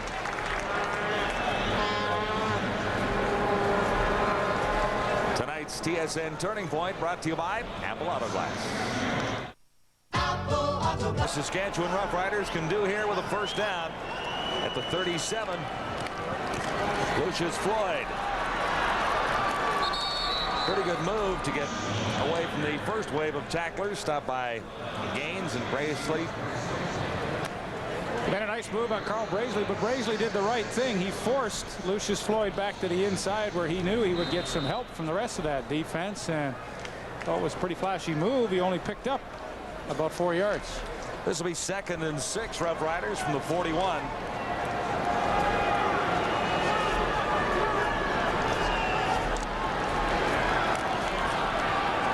For Lucius Floyd, he has the first down. And Gaines is there again, along with Darryl Ford, number 21. Good job by Ken Austin, just dumping the ball off over the middle. You know, if you get a guy free over the middle out of the backfield, you've got to hope that he can catch it and make 6 yards and pick up a first down. Lucius Floyd able to do so. And on the play, something we didn't see was Ken Austin taking a pretty good hit from Harold Hallman, and they've had a bit of a thing going this year. Austin felt that Harold Hallman gave him a little extra. In fact, one time on his ankle, and mentioned that in our pregame opening tonight. There's H.H. right there. Harold Hallman.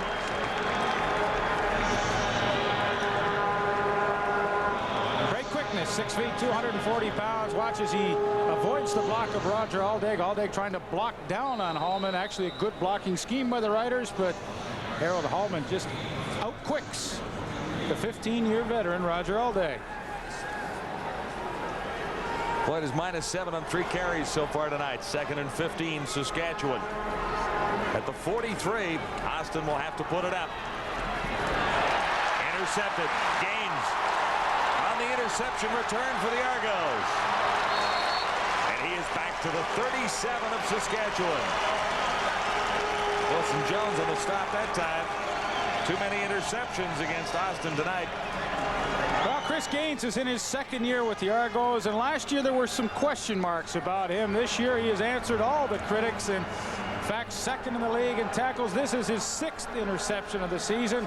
He gets back in that deep zone coverage, reads the quarterback, and makes an excellent catch. So anybody that wondered how well he could patrol that middle for the Argonauts, he has shown them this year that he is one of the better linebackers in the league. He's a nasty looking guy too, isn't he? From Ken Austin's hometown, Nashville. Well, there he is, 6th interception. That's a great number for him. Leads the team in special team tackles downfield, 2nd in the league in total tackles. I mean, he has done it all. Al Ford, Saskatchewan Roughrider general manager, dropped by our location here. You've got the big auction on for the game jerseys from the Grey Cup. Well, these are our away jerseys that we had when we were on our way to the Grey Cup, and we wore them in Calgary, and we wore them in Edmonton, and now we're going to auction them off. They're one in a lifetime. Well, anything to make a buck in Saskatchewan, though, Ford. Everything's for sale, right? That's right, and fans can just write into our office or call our office. The auction starts on Monday, and it'll end on November the 10th. Well, Pedersen will put a bid on here in a second. A little better news for the Roughriders there as Conjemi gets a rough ride. 3rd sack What do you think? If we got $5 here, we can. Oh, bidding starts at 89. At what? At 89 bucks. 89. John, you forget he's an old ball player. He wouldn't spend more than $3. I played when Ford played. You know, we didn't make anything. But there's an awful lot of Saskatchewan fans out there all across Canada and the United States that are interested, and it's a once-in-a-lifetime to pick up official game jersey. So he's turning into be a pretty good pitchman, you know. No, his second year. Well, I got to pitch something. I mean, last time you guys had me on, we were down by 3 touchdowns, too. I'm going to quit coming on the show here. Every time. Yeah, that's right. You're down by 3 again here tonight. Thanks for the warning.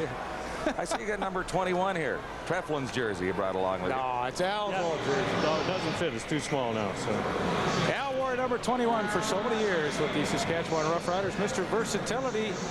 Did you ever play quarterback? Did you ever get in for a down at quarterback? No, I threw a couple times from punting, but that was it. Yeah.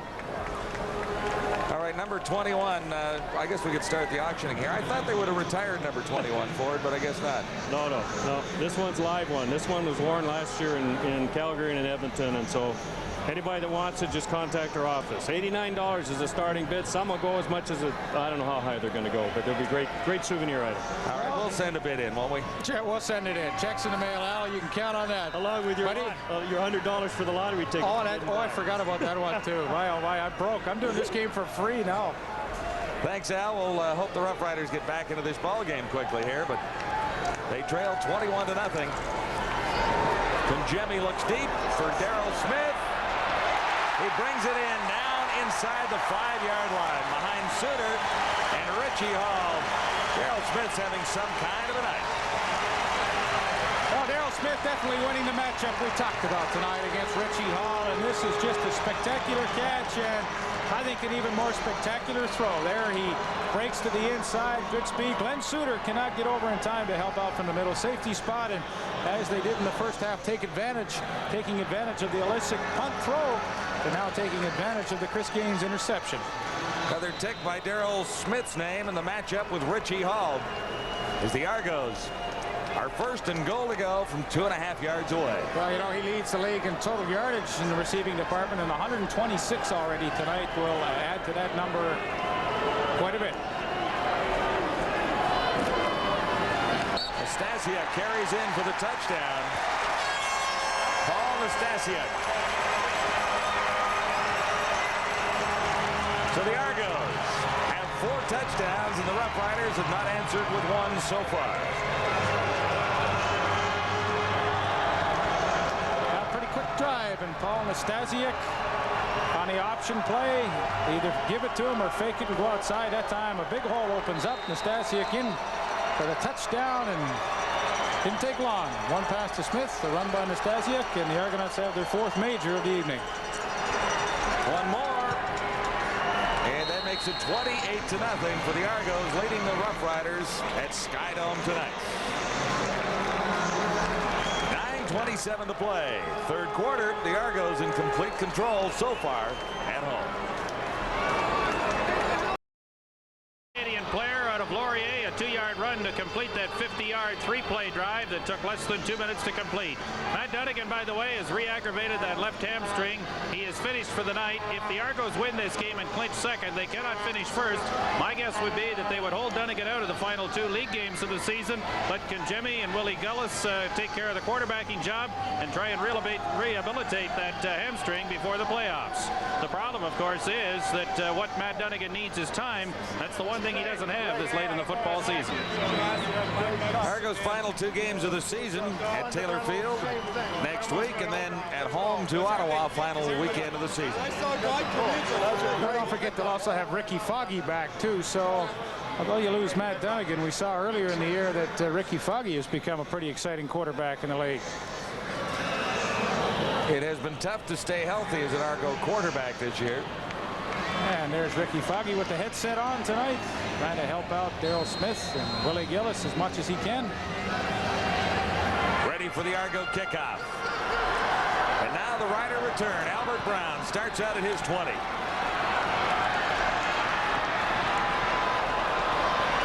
Argo special team coverage has been pretty good tonight, Lee. The Roughriders have not had terrific field position.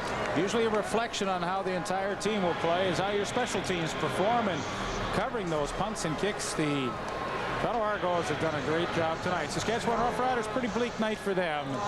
That's what they average per game, and tonight only 126. Pretty meager production for their offense through the air. Riders lead the league in field goals, and Dave Ridgway hasn't even had a crack at one tonight. From the 29, let's see what Saskatchewan can get going here.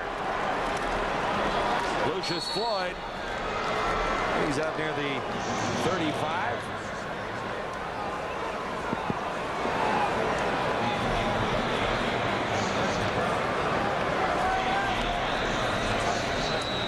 He's concerned. You see the look on his face. It really has been a roller coaster kind of season for the Riders. Win a couple, lose a couple. Win one, lose one. Win three, lose three. You know, it's a funny kind of year. And after the big win against Edmonton last week, coming into a building that they feel very comfortable in, they have been really flat here.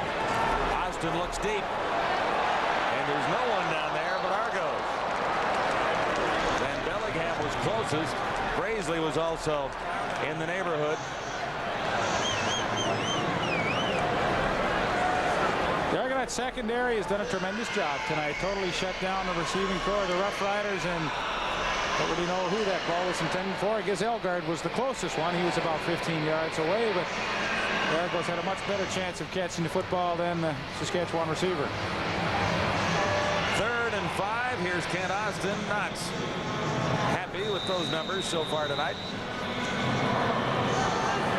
Mike Lisecki. And he's losing a duel with Hank Olisic. Part of the reason, too, on net yardage is Mike Clemens, who will not have a chance to return this one. Or will he? No. Rolling out near the 38. The Argos have 4 touchdowns for a 28-0 lead on Kent Austin and the Saskatchewan Roughriders at Skydome so far. In the CFL as Week 16 continues. Calgary at Hamilton Sunday afternoon at Ivor Wynne. That's the Hall of Fame game. Ottawa is at Winnipeg, and the Roughriders really have to hope for a Ticat loss and a victory against the Bombers, and that'll be tough to come by. And the BC Lions visit the Edmonton Eskimos at Commonwealth Stadium. Report on David Albright of the Saskatchewan Roughriders. He has aggravated an arm injury. You'll recall last year he broke the right arm, had a plate put in it. Well, the plate is out, but the arm has been re-aggravated. He took a helmet, and he's finished for the night. He's on the sidelines, but the shoulder pads are off, and Albright won't play any more football this evening. And back to the turf at Skydome. 1st and 10. Argos with Kangemi at the controls from the 38. Kangemi looks to the far side. And Jeff Boyd was the intended receiver. Stacey Hairston covering on Boyd that time. Boy, that's a long way to throw the out pattern. And John Kangemi, although he's got a pretty good arm, he does not have a rifle. That ball stays up there a long time trying to complete a 12-yard out. Hey, Stacey Hairston, lots of time to react to that. In fact, almost made the interception. So it'll be 2nd and 10 for the Argos at the 38. And Jemmy fakes the drop and fires low for Nastasia. Hall of Fame weekend in Hamilton. Eagle Keys. Ken Preston from great Rider teams. Marv Lester, Jim Corrigal from great Argo years. Dave Fennell, Dr. Death from the Edmonton Eskimos. Dr. Death. Now, you still tremble a little bit when you hear that name. You're not playing. Not a chance. No, he never frightened you? No. Ken Preston, though, did. He signed me to my first contract, and the amount frightened me. He put together some great Rough Rider teams. Ken Preston and Eagle Keys back in those days. 3rd and 10 as Hank Olisic steps up once more.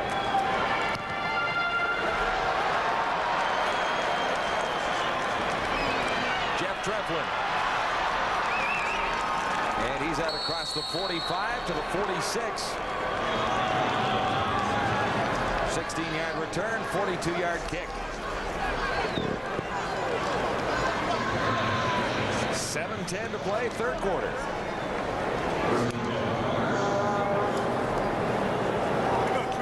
Kenneth Austin comes back into the game. He has struggled, and I might be inclined, if he doesn't get anything going on this series and halfway through the 3rd quarter, to give him a rest and let Jeff Bentrim come in and clean up.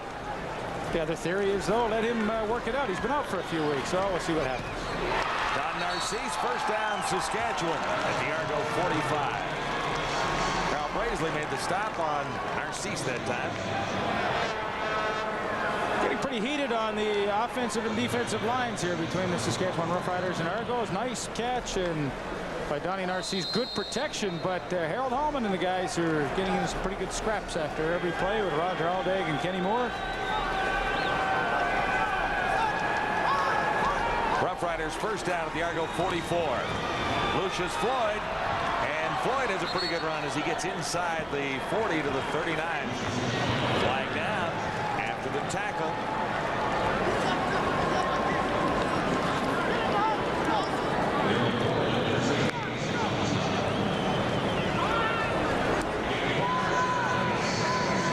I wonder what they spotted. Somebody tried to kick somebody. Unnecessary roughness. Toronto number 77. First down. Rodney gave Ken Moore a kick after the play there, and they've been getting a good scrap going on every play.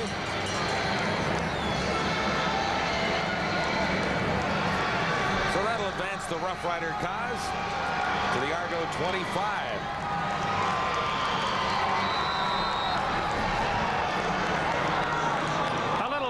Statistic for you here at the Sky Dome as Don Narcisse in that last reception has got over 1,000-yard mark in receiving. A couple of pretty good guys the last two to do it 8 years ago for the Rough Riders. On first down, Greg Harris makes the catch. The tackle made by number 21, the linebacker Darrell Ford.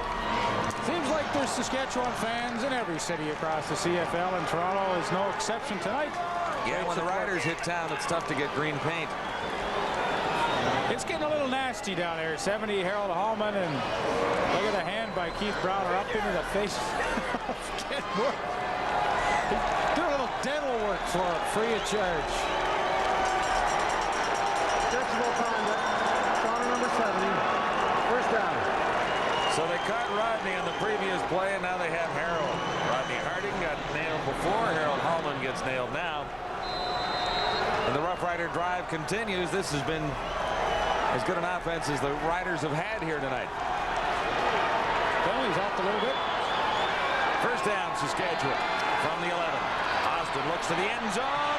Elgard makes the catch. Good push off at the end there. He did that discreetly and nicely. Donnie Wilson's complaining about it, but the Saskatchewan Roughriders have their first touchdown of the night, and a drive aided by a couple of penalties, but nevertheless put together nicely by Ken Austin. Watch good protection here, and Ray Elgard having the best year of his career, no question about that. Has his 10th touchdown reception of 1990. Won't see it right here, but he gave Wilson a little bit of push, and that gained that separation you see at the end of the play. I didn't see any push there.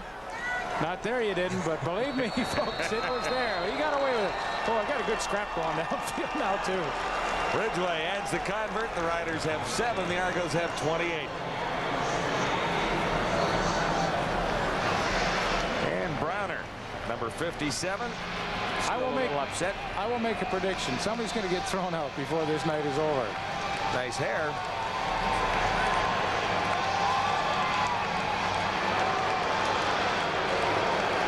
It's over Ray Elgard. A touchdown in his first game back after missing 2. Well, Ray Elgard had a situation where he broke broke a bone in the lower spine. It's called the transverse process. Now, it's very painful. It's not overly critical, but he is able to come back and play tonight with no pain, and that's nice to see, and nice to see him grab the touchdown catch and a pretty nifty push off at Donnie Wilson to get open those last few yards. Elgard has had a terrific season, 10 touchdown receptions, 1,325 yards coming into this one at Sky Dome tonight. Well, I guess the benchmark for a receiver is that 1,000-yard plateau, and 4 times now in his career, 8-year career, he's been able to do that, and I would say that's pretty consistent. So can the Rough Riders get back into this game? They need a quick touchdown once more. They're down by 21 points. But 5:23 remains, third quarter, so there's lots of time left. Dennis Meyer, defensive coach with the Argos. He's good middle safety with the Calgary Stampeders back in the mid-70s. A great hitter back there. I remember him, and when you went through the the middle of Dennis Meyer playing there. You had your head up.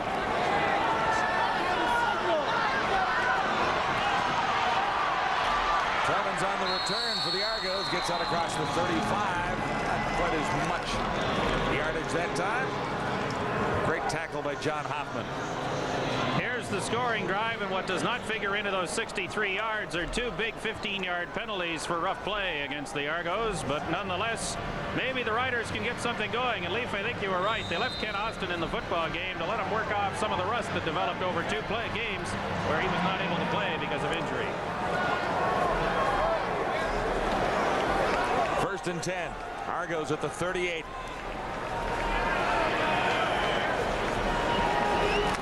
Here's Conjemi. Over the middle for Clemens, and Clemens is grabbed by Eddie Lowe. Lowe spun him around, or Clemens might have had a couple of yards and even the first down.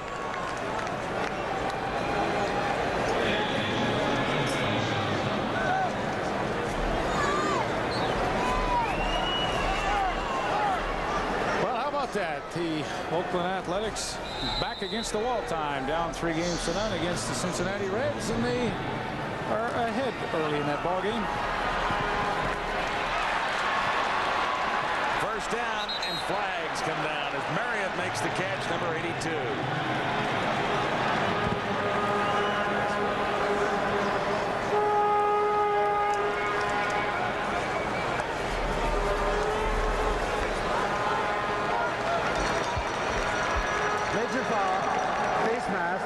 Saskatchewan number 2, 1st down. Stacey Hairston caught for the face mask after the catch. So the Argos will have a 1st down at the Saskatchewan 44. Well, he really has played well this year. You know, rookie on the hot corner, the right-handed quarterbacks their side. I think he's played great. Conjemi on 1st down. On target. Masadi. And he stopped at the 25, but there's a flag down back at the line of scrimmage. Not a good night for John so far. About time.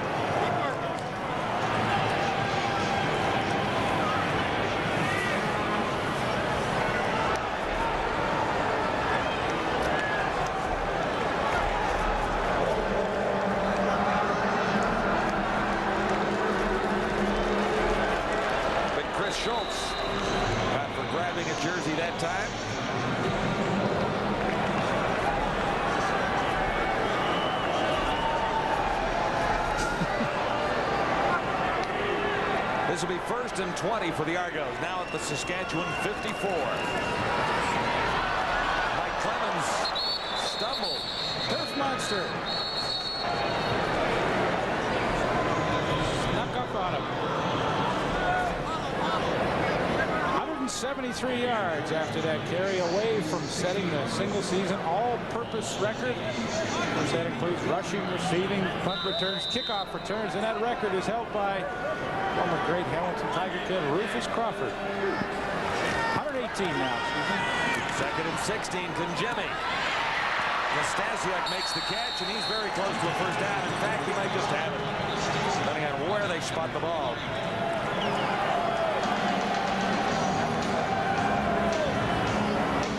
Yard gain. They needed 16, so half a yard. Paul Nastasiuk getting a chance to play here in the 2nd half, replacing Andrew Murray at that slot back position. Of course, one occupied by Darrell Smith. He will not come out. Paul Nastasiuk getting some work. 3rd and about a yard. With 2:44 to go, 3rd quarter, the Argos lead the Roughriders 28-7. John Gregory and company hoping to move a couple of games ahead of 500. They're 8-7 coming in. Well, he's frustrated. You know, the offense finally got on the scoreboard, 28-7. Now, you know, he'd really like to see his defense play tough and stop that Argonaut offense, get the ball back in a hurry. But what have they done? They've allowed the Argos to put a pretty nice drive together and chew up that clock. And now we're down to 2 minutes remaining in the 3rd quarter. And well, I don't blame them for being frustrated. That's when you want your defense to come through, and they have played so well this year. But tonight, a bit of an off night for them.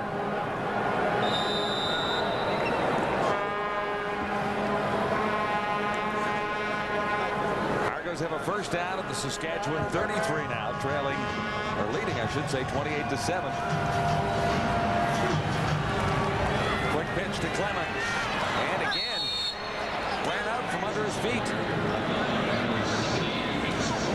I don't think it's a footwear problem. He just runs and cuts so hard that sometimes all his momentum gets going one way, his feet get going the other, and you see here really no reason for him to fall down. But watch the hard cut. The right foot will plant, the inside foot, and just kind of stumbles down.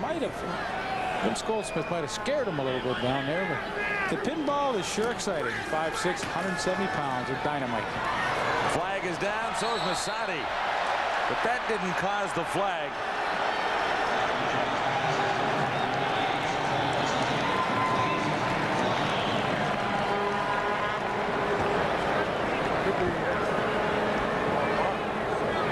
See what the boys have spotted down there on this play. Doesn't look good for Saskatchewan. Holding. Saskatchewan number 4. Decline. Forward pass interference. Saskatchewan number 4. First down. Whoa, you said frustrated? Maybe it's even more than that right now. Well, the hold was called earlier, but there you see definitely the contact made, and good call provides the Argonauts with a first and goal situation. And well, this is tough. They've had a good drive here, but you would think Saskatchewan might be able to come up a little bigger on defense. And Jemmy keeps himself.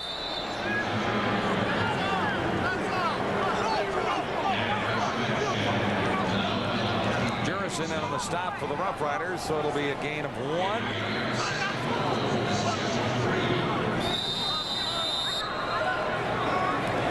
Get square to the shoulder pads there and tried to split the tacklers and get into the end zone. Had he been another 30-40 pounds heavier, he might have been able to do that. 2 cracks now for the Argos from the 3.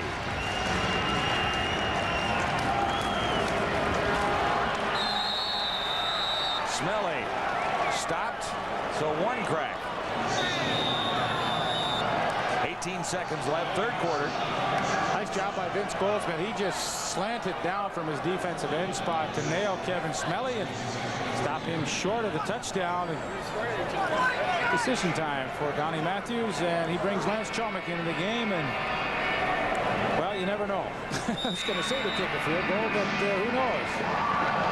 Well, Chomick has missed 2 already. He's 0 for 2. He hasn't been this close before, though. This from the 10-yard line. Sharp angle. Jemmy holds. And that time, it was good. So 3 seconds remain, and the Argos have a 31-7 lead on the Saskatchewan Roughriders. A little surprised, Leif, at the way the Roughriders have played tonight. I thought we'd have a high-scoring ball game, and I thought Saskatchewan would move the ball. They really haven't been able to do so. Haven't moved it well. I think one of the big keys is the fact that when we talk about Saskatchewan and their defense, we say they are a defense that very rarely gives up the big play. Tonight, they have not done that. They've given up some big pass receptions to Darryl Smith and to Paul Mazzotti. So they haven't done exactly what they've become famous for in 1990, and that's allowed the Argonauts to put together this 31-7 lead. Yeah, coming into the game, the Roughriders had allowed the fewest yards passing in the CFL.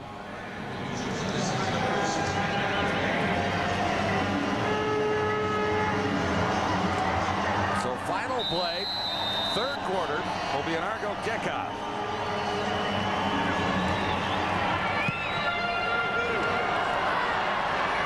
Truckland on the return for the Roughriders.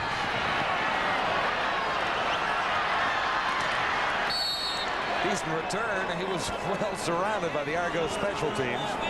And that is the final play of the third quarter. The Roughriders a long way behind the Argos. It's 31-7 at Skydome.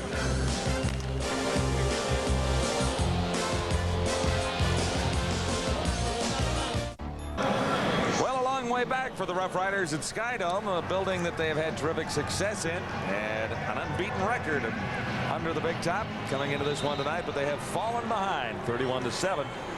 Kent Austin has struggled in his first game back.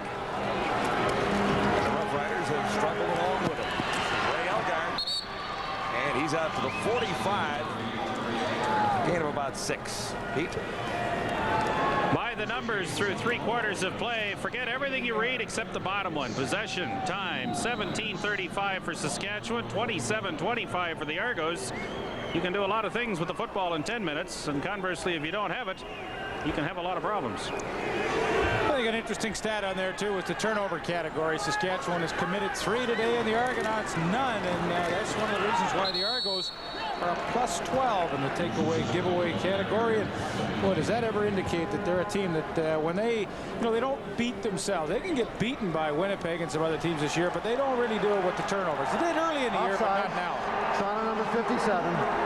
First down. That's Keith Browner jumping quickly once more. Third or fourth time for him tonight. They're going to have to put a leash on him. And that will result in a Saskatchewan first down. Now at the 50. Fourth quarter just underway at Skyno. 2 teams with 8 and 7 records. The Argos have got the best of things so far tonight. But Boykel makes a catch, and he's out near first down territory with a gain of at least 8. Ford and Gaines made the stop on Boyko that time. It's really an area I think they should have attacked a lot earlier, is the inside linebacking of the Argos. I think they're good linebackers, but I think that's the area you have to try and exploit, because you're not going to get a whole lot of success against these cornerbacks of the Argos. You've got to work the ball inside to the inside receivers on the hooks. They give Boyko a gain of 9. This is 2nd and 1, Saskatchewan, and that should be a first down for the Roughriders. You're not so sure, partner? Pretty good surge by that Argo front 4, and they've done a great job tonight. Harold Hallman, Rodney Harding, Keith Browner, and of course Quick Parker on the defensive end spot. Here we see exactly how close they came.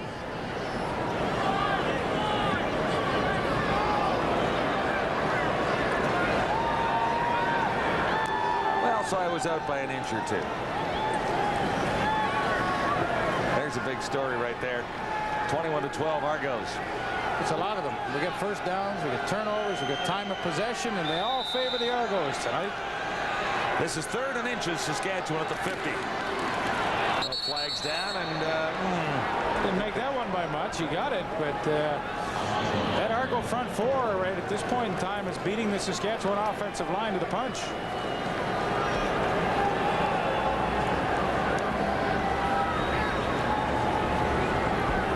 Watch the left side of your screen there. Pretty good penetration. Just got it. Well, it's not by how much, it's how many you get and how long you keep the drive alive. I won't argue with that. From the shotgun, Austin. Boyko, and that's another Roughrider first down. Exploiting the middle. And if they'd listened to you earlier, they might not be down 31-7. Well, I honestly believe that's one of the things that they had to look at. It's Toronto's a tough team to beat with your wide receivers, so the next best is to go to your inside guys over the middle, and they have had great success since they started to go to that area. No catch. Moan messed it up for the Roughriders. Well, he's good size, 6'3", 220 pounds, and when you're in the league for 9 years, you're able to read quarterbacks quickly, and Donnie Moan comes up, breaks on the football, and well, that is textbook. Any of you young linebackers out there want to see how to wrap up and make a tackle. Here it is. That's great. Lucius Floyd felt that one. Here is Austin on 2nd and 10. Looks deeper this time. Boyko. And Boyko draws a flag. Boyko was the deepest Roughrider downfield, and the coverage a little too tight.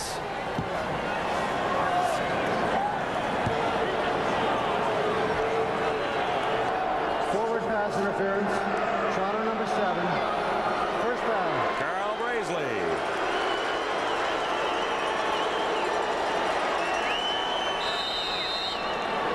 Now there's Braisley with the left arm, and although the ball couldn't have been caught, I don't know. We'll let that one go. I don't think it's going to affect the outcome of the game. 1st and 10, Saskatchewan at the Argo 12.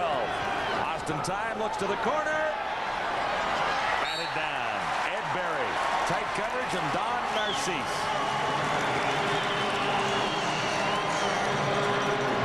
He is one tough corner. You know, initially Don Narcisse got in behind Ed Berry, but watch the speed turn and then the reaction when Narcisse looks, Berry looks, gets the hand up, and you can't do it any better than that. Tremendous. These two corners, 6 interceptions for Berry on the year, 9 interceptions for Reggie Pleasant on the other side.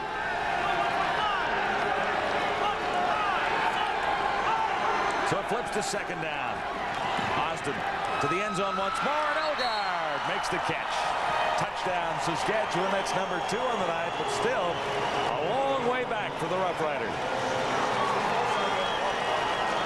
Usually down the goal line, you expect man-to-man coverage when you're threatening a team's end zone. That time the Argos, I think, tried to fool Saskatchewan by sitting back in the zone, but Elgard read the open area perfectly, and you'll watch, he has pretty easy route to the end zone here. Is push off, and there he comes back to the football, and ooh, he looks big and mean sometimes. Number 81. He is. He's 6'3", 2 1/4, and you know, you usually think of defensive backs hurting receivers. Well, he's one receiver that can hurt those DBs. Now the Riders look for the 2-point conversion here, trailing 31-13.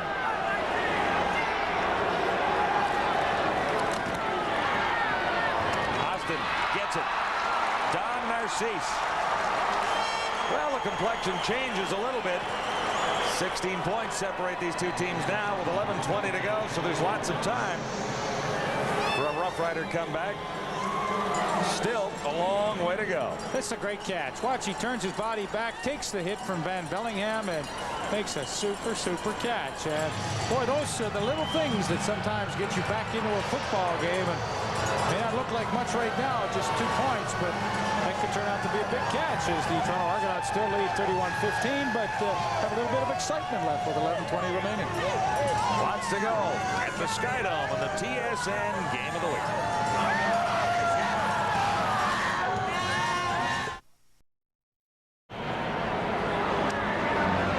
At Skydome, the Argos are ready for a short kickoff. Will the Rough Riders try one here? No, Ridgway puts it deep. Mike Clemens on the return. He has been terrific tonight, and that's not bad, but not one of his better ones. He's out near the 32. Stopped by Paul Bushy. The latest scoring drive by the Saskatchewan Roughriders, helped by a couple of penalties against the Argos, finished by a 12-yard pass from Ken Austin to Ray Elgard.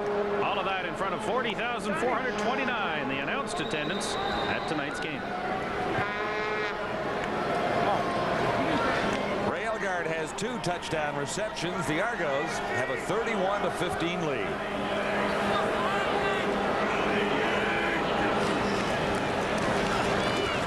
Jemmy on first down for the Argos, and a little mix-up down there. Stasiuk was in the area. Well, the Saskatchewan defense really hasn't been able to control the Toronto offense all night, but with just under 11 minutes remaining, they really have to give their offense a chance to have the ball back and try and get them back in this game. They trail by 16, and it's not a huge amount with this amount of time remaining, but they do have to try to stop that Toronto attack. Last week against the Eskimos, the Rough Rider defense came up big with a couple of late interceptions to preserve the win. They need the same kind of stuff here tonight to try and get back into the ball game. Boyd was the intended receiver. Albert Brown was covering on him, and the Argos will kick it away. AB did a nice job not allowing Boyd to work his way into the football. He just held his ground and screened Boyd off, and that's a nice job. And they needed a big play. The offense last couple of possessions have scored touchdowns. Now they'll get another opportunity.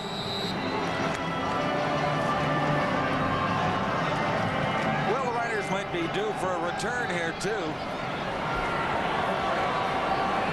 Too deep for Hank Olisic, averaging 40 on the night. Comes the charge. Olisic gets it away.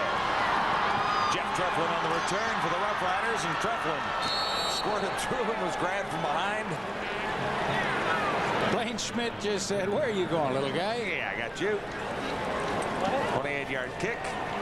It's on the center who snaps it. The first guy down to make the tackle, number 54, Blaine Schmidt. They're going to have a good look at it right here. Watch it. Jeff Treflin tries to sneak by it. Schmidt said, It's the hook on him right there.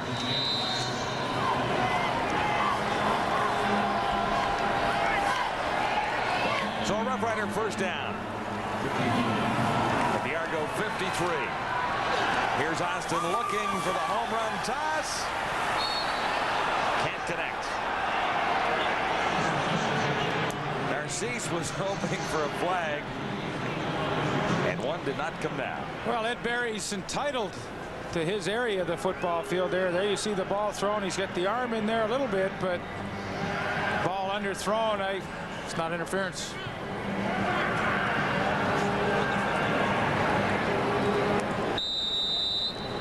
Boy, they've been trying to get one in over top of Ed Barry all night, but haven't had a sniff. 2nd and 10.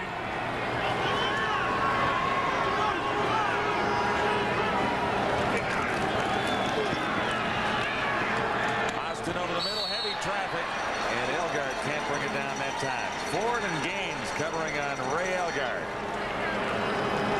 They really squeezed down that passing lane in a hurry. Watch as Chris Gaines and Darryl Ford both converge on Bruce Boyko, and well, with that kind of contact, pretty tough to hang on to the football.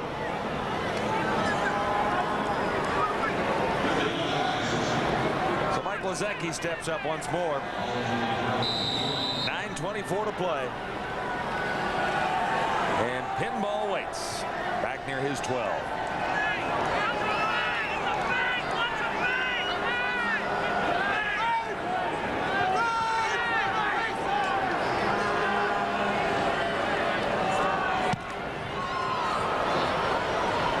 Too deep. Clemens surrounded, and Rasevich has him this time. He can't get away. So the Argos are pinned deep in their own zone, but they have a healthy advantage on Saskatchewan at 31-15. Good job.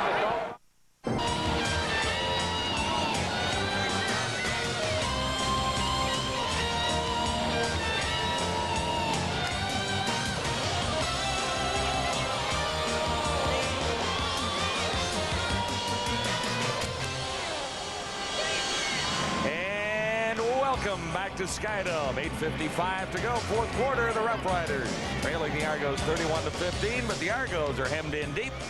And if the Rider defense can pull a little turnover or get a quick TD here, we might have a good finish. As the players would say it, they would like to see 2 and out. A couple of Argo plays and a couple of incomplete passes, and these fans would like to see the Rough Riders get another shot, making this game a little closer. From the 10, 1st and 10 Argos. Clemens gets away from a couple, but he's only about halfway to a first down. Tough guy to bring down. And there's an injured Argo back there near the 10-yard line. Well, we talked about the matchup with Darryl Smith and Richie Hall in the reception department. Now they have to do a little blocking, and let's see the big guy against the little guy, and Darryl Smith gets clipped from behind as the pursuit tries to bring down Mike Clemens, but he is up and he's all right. Gain of 3. This will be 2nd and 7 Argo. Out at the 13 now. And Jenny far side. Boyd makes the catch. Big first down for Toronto. That's a nice catch too.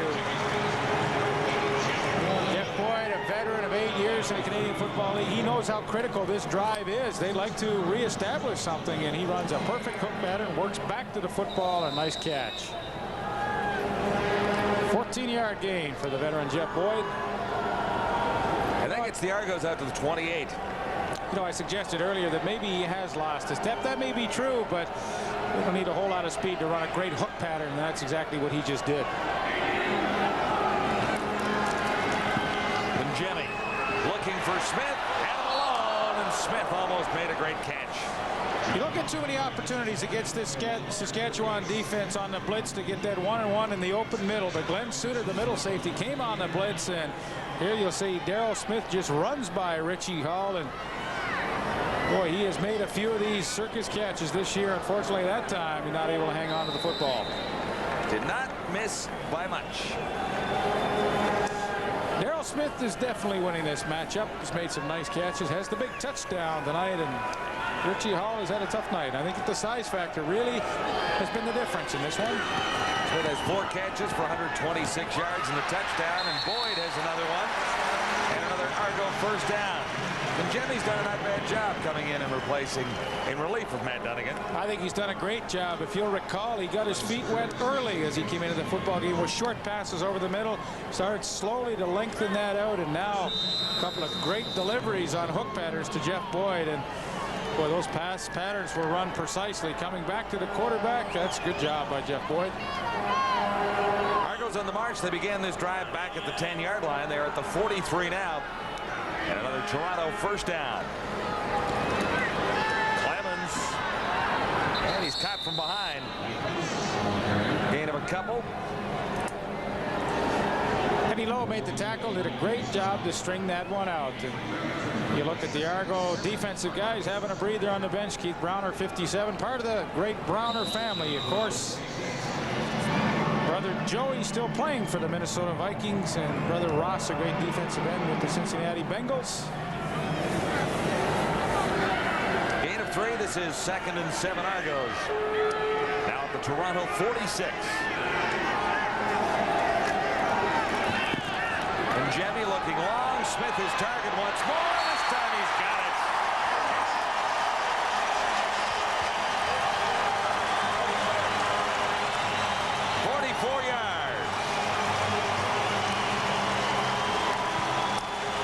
Smith told us that he never really had a great deal of success throughout his career against Richie Hall, but he'll just break it to the outside, simple fly pattern straight down the middle of the field, and you cannot throw it any better than John Kangemi did right there. They missed a couple of plays ago just by inches. That time they converted, and Daryl Smith is once again having another nice evening.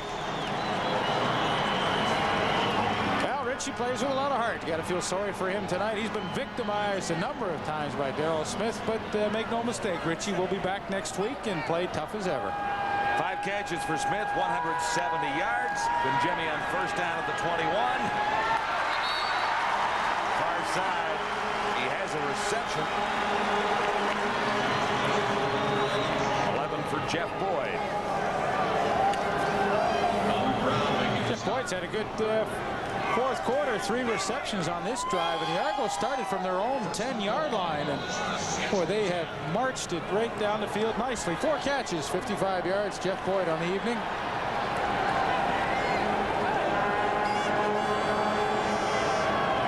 Argos threaten to add to a convincing 31-15 lead. Nice little 100-yard march to the end zone, and Smith makes the catch. Touchdown, he's okay.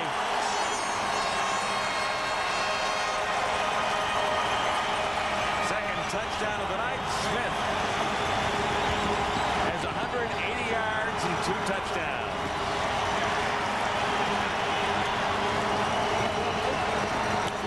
And more importantly, as far as Daryl Smith is concerned, that's his 18th touchdown reception, and he takes over the lead in the CFL in that department. Craig Ellis, who I'm sure is watching tonight, has 17. So Darrell Kay, in his quest to have the most touchdown passes in this season, takes the lead with 18. John Kangemi engineered a rather impressive drive. 100 yards. At the 10. That's beautiful. With 4:05 to go, the Argos get ready to celebrate their 9th win of the year.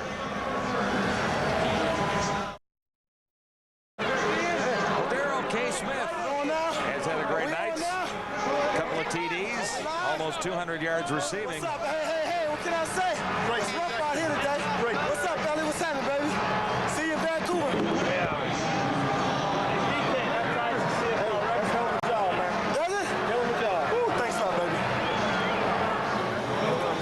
John Kangemi, 14 of 22, 226 yards and a touchdown pass since he took over from the injured Matt Dunnigan. I'd say that's a pretty nice night's work for the fellow they call Ace.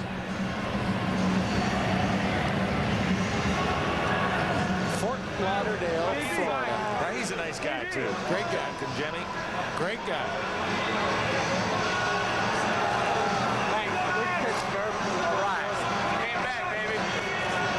Talk about spreading the football around to keep all the receivers happy and occupied throughout a game. The Argos have had 8 different players catch footballs tonight, and that makes for a happy family.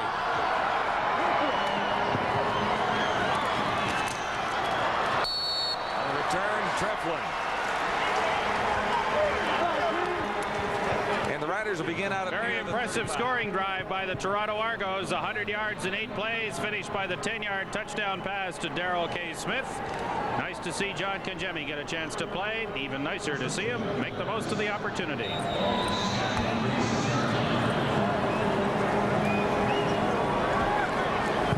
Less than 4 minutes to go, and Jeff Bentram moves in as the Rough Rider quarterback.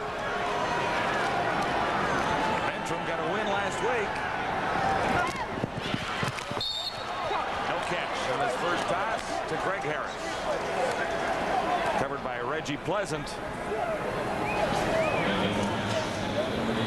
When you talk about Reggie Pleasant and the good corners of the Argonauts, let's talk about consistency. He's been with the Argos for 4 years. He started in 1987. He had 9 interceptions. 1988, he had 7. 1988-89, he had 9 again, and this year he's got 9. You talk about a guy who's been consistent. Boy, year after year, he gets the job done. 5'9", 175 pounds. Clemson was an Eastern All-Star last year.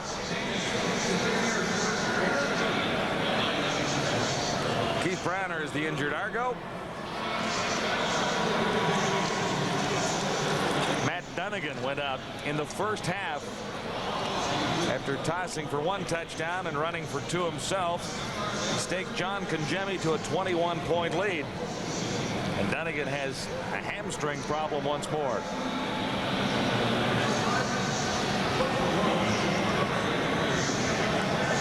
Well, Jeff Bentram last week against the Eskimos did not necessarily set Taylor Field on fire with his passing prowess, but he got the job done. Couple of nice passes, couple of nice drives, and he was effective last week.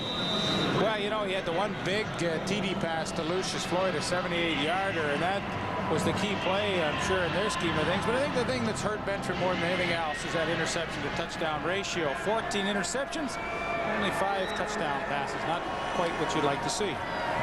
On 2nd and 10, Bentram comes to the near side for David Pitcher.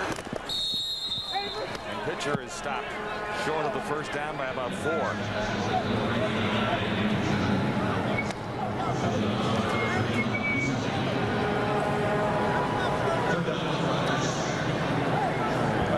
You can pick off footballs, and he's pretty tough coming up supporting after a guy's made a catch too. That's a pretty good tackle on a big man. David Pitcher, 6'2", 220 pounds. Reggie jumps on for a ride. The Riders will go for it on 3rd and 4, and Bentram will throw if he gets the opportunity. He will not. Sack and a turnover. Did Moan get full credit for that sack? I know he was there. Timeout on the field. The Roughriders in big trouble now. 38-15 they trail. Riders came to Toronto and to Skydome, never having lost in this building, and with a shot at making the race in the Western Division real close down to the final week. A shot at top spot, overtaking the Eskimos. That seems like it is going to be a long shot now, but I guess a few things can happen when you add all the numbers up and look at the standings 2 weeks from now. No question about that. I think the Edmonton Eskimos and the Calgary Stampeders will breathe a sigh of relief and then worry about their games tomorrow and know that they can put a little distance between themselves and the Saskatchewan Roughriders. It's been an interesting year for John Gregory, but not unlike last year, where the Roughriders at one point in the season were 8-8 and finished the season at 9-9 and went on to the Grey Cup. It's been done before. Willie Gillis gets a chance to take a few snaps from center in the late in the 4th quarter. He, of course, was with the BC Lions a few years ago and very familiar with Adam Rita and his offensive system with the Argos. And so when Argos got in quarterbacking problems. Gillis had been calling them about once a week since the season began. They finally said, yeah, Willie, you better get in here. We need your help. Gillis throws to the end zone on his first play and draws an interference call. Smith was the intended receiver. And that time it was Larry Hogue covering on Smith. That's an interesting call. You know, Larry Hogue's entitled to his position on the field, too. Watch that. Darryl Smith goes over the top of him to try and get to the football. Now, you know, I don't really agree with that call. I mean, Larry Hogue's entitled to his position on the field. You don't have to just say, ole, and get out of the way and let that guy make the catch. So, I mean, I agree with John Gregory. I think they got a beef there. Smith went over the top, and he created the contact. Won't matter? No, it really won't. But nevertheless, I'm glad you stated your point. Sure. No problem with that. And the touchdown on the very next play. So Willie Gillis had no numbers as an Argonaut. Now he has a touchdown. 2 plays and a touchdown. Not bad. Still got no numbers passing, but he's got a touchdown.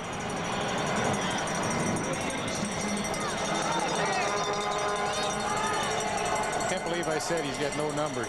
Doesn't have any numbers. Oh, my mother heard that.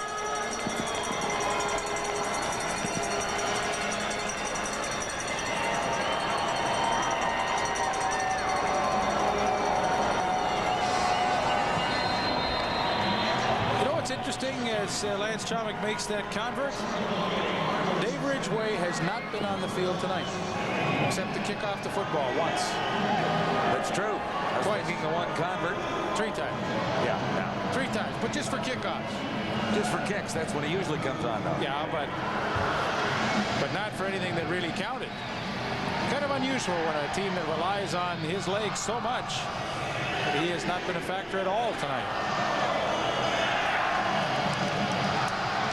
There he is, the robo kicker. Talk about percentage. 53 of 65 on the field goal department for him this year. 82% rate. Can't do it much better than that. Ridgway is usually a factor when the Roughriders win.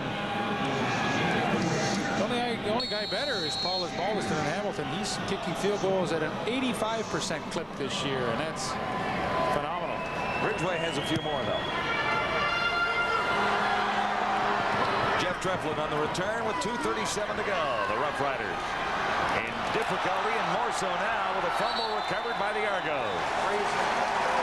Graisley pulled it loose, and Don Wilson jumps on the loose ball.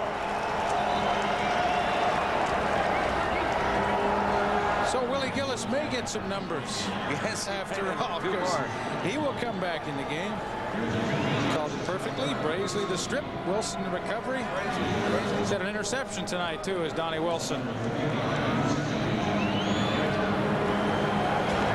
Yeah, that was early in the game. The interception in the end zone. The Riders had struck quickly on a long pass from Austin to Elgart. Next play, they went to the end zone for the touchdown. Interception Don Wilson, and it took the Roughriders 3 quarters to score after that. Carl Braisley, the injured player, he caused the fumble by Jeff Treflin, receiving some medical attention. Let's go back and have a look and see exactly what happened. We see Braisley stripping the ball right there, and see what happens when he hits the ground. I think the right knee got twisted underneath a little bit.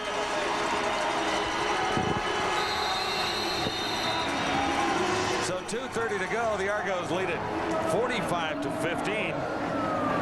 And turnovers are a big part of this evening. 6 love. Gillis looks to the end zone for Smith. Touchdown.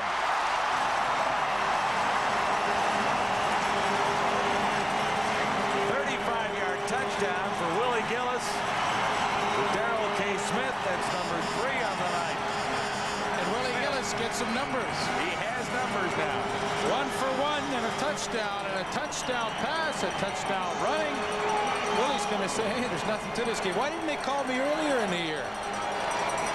But watch this, it's a good throw, but once again, it's the same old thing. When you've got confidence in a receiver, you'll throw to him when he's double covered. Watch Darrell Kay split Larry Hogan, Glenn Suter here at the end. He just goes up and out, fights him for the football. Boy, I'll tell you, he is a tough one. 19 touchdowns now for Darrell Smith on the year. Well, I guess Craig's going to have a big day tomorrow. Craig Ellis, as the Eskimos go up against the BC Lions. Well, here are the numbers for Darrell Smith tonight. 7 catches, 215 yards, and 3 touchdowns. Not a normal night for Darrell Kay.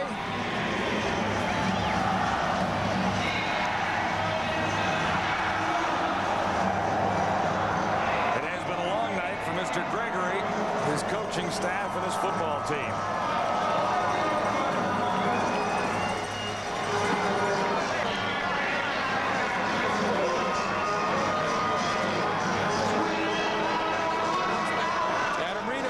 Coordinator giving Darrell Smith a hug, and he said, Darrell, you've run my offense perfectly tonight.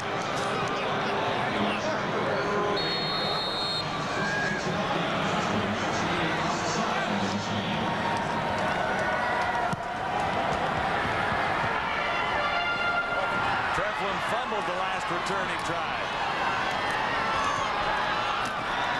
Hangs on this time and gets out near the 45.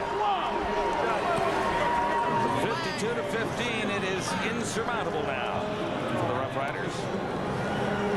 2:17 to go.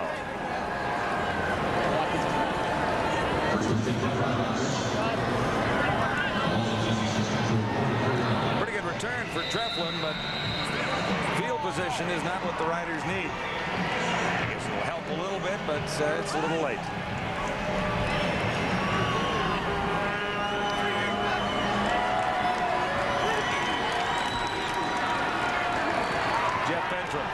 Takes out himself and grabs a couple.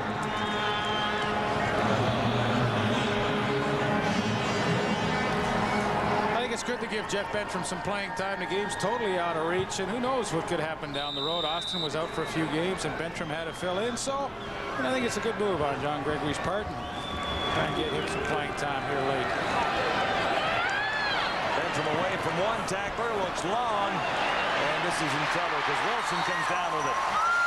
Another interception for the Argos. Turnover number 7 for the Roughriders. It's 2 for Wilson. Hit him in the head! And more trouble for Keith. Keith Rauner has been noted as hitting Bentram after the throw. Great night for Donnie Wilson. Second interception, fumble recovery, and not a great throw by Jeff Bentram. That thing hung up there for an eternity. Donnie Wilson able to get it. They will lose 15 yards. Keith Browner took an extra shot at Bentram. It doesn't matter at this stage of the game.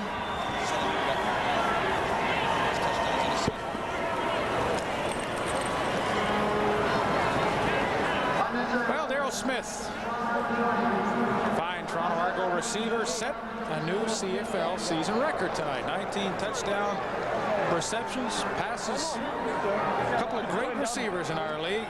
Brian Kelly did it in 1984 with 18, and David Williams did it with the BC Lions in 1988, and now in 1990, Darrell K. Smith becomes the first receiver in CFL history to catch 19 touchdown passes in one season. Congratulations, that's great.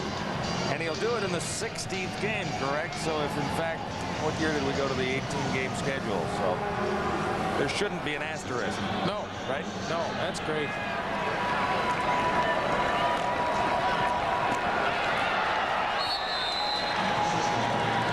Clemens out across the 15 to about the 17.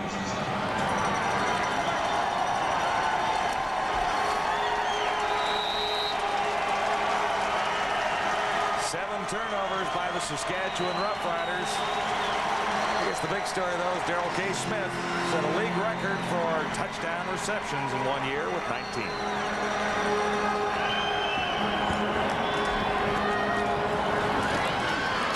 Mike Clemens, far side. Clemens has room.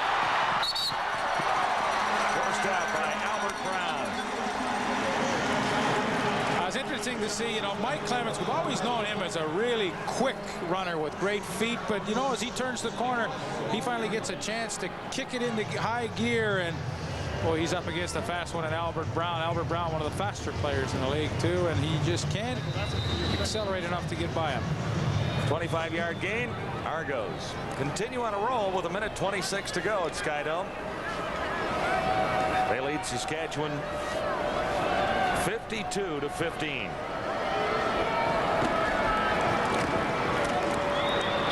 Matt Dunnigan put the first 21 points up on the board. John Conjemi came in and added. Now Willie Gellis has added 2 touchdowns of his own since taking over late in the third, late in the fourth quarter. 3 more to go. 3 more to go, baby. What's up, Donnie J? To 19. Donnie Wilson's not excited, is he? Those guys are not excited. Well, I think he had a lot to prove. Joe Farraghelli decided to release him in training camp in Edmonton, said that he did not come in with the right attitude, and he got a second chance here in Toronto with Don Matthews, and boy, I think he's made the most of it. Gellis on the run, finds Clemens. Clemens finds some running room. Mike Clemens down to the Saskatchewan 40. He escapes, and he'll score the touchdown.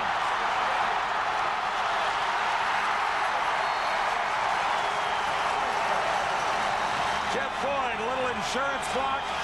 A 65-yard touchdown for Mike Clemens. He should have been stopped at least 3 times. And the Roughriders will have the distinction of allowing the Argonauts to set a record here.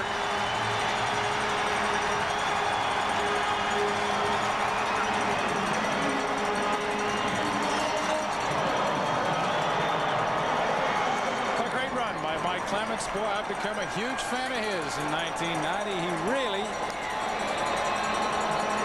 has carried this team. You can talk about Daryl Smith's 19 touchdowns, and they have been a huge part, but I think week after week, from the play of Mike Clements, it's really been a success story for the Argos offense. Now, a little tough to pick out an Argo MVP on the season when the ballots go in.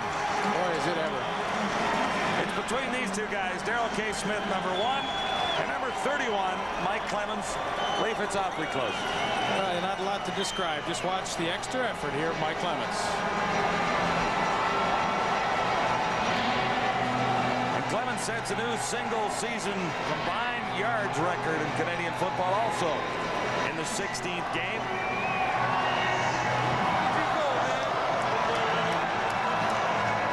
Well, I had a chance to sit down with him in the locker room yesterday and have a chat and find out what kind of guy Mike Clements is, and he is a personable young fella, happy to be playing in the Canadian Football League. And, I said, Mike, I heard that you didn't like the name pinball. And he said, are you kidding me? He says, I love that name. He said, that's the way I play. I bounce off everybody, and I love to run with it. And, boy, he bounced off everybody on that play to set the record. And talking about heart, with him yesterday when you saw him. Man, oh, man. He's got a big heart, a lot of ability. Can fill this stadium, his heart. Look at his smile. You gotta love it. That's what it's all about. 59-15 now. Treflin. And he is out near the 36. And the Argos add even more to this total. 59-15. Not to put a blemish on the Argos tonight, because they've had a wonderful performance, but isn't it amazing, that tonight against a great defense like the Saskatchewan Roughriders have, they can score so many points, but against Winnipeg, they are totally stifled. And the crowd you hear in the background is acknowledging on the scoreboard here, they have indicated that the pinball has set the new record, and the fans that remain give the pinball a standing O. Jeff Bentrim, the Orville lead, and 35 seconds remain at Skydome. Well, I just thought the Roughriders might have a little more to show for this evening, but really it has been all Argos. I'm glad I'm not picking the game star tonight. Who's doing that? Who do you pick? I mean, here's Daryl Smith. Sets a league record, 19 touchdown receptions. You get the pinball. Sets an all-purpose record. Donnie Wilson's got a fumble recovery, 2 interceptions. Give it to them all. Yeah, maybe we could have a triple header. combine the award. Triple header tonight. 24 seconds to go. Bentram looks to the end zone. No catch. David Pitcher, I believe, number 89.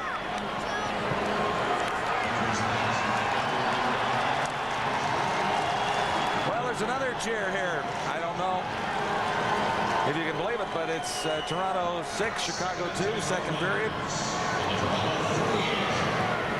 Maybe the third. Well, it's 25 after 10 in the East. I would have to think that's the third period score. I would guess you're right. Toronto maybe will win their first game of this young NHL season. 14 seconds to go for the Roughriders. They'll want to get out of town quickly. Is there a red eye back to Regina tonight? I don't think there is. Don Narcisse makes the catch. First and 10 Roughriders. And now 9 seconds to go.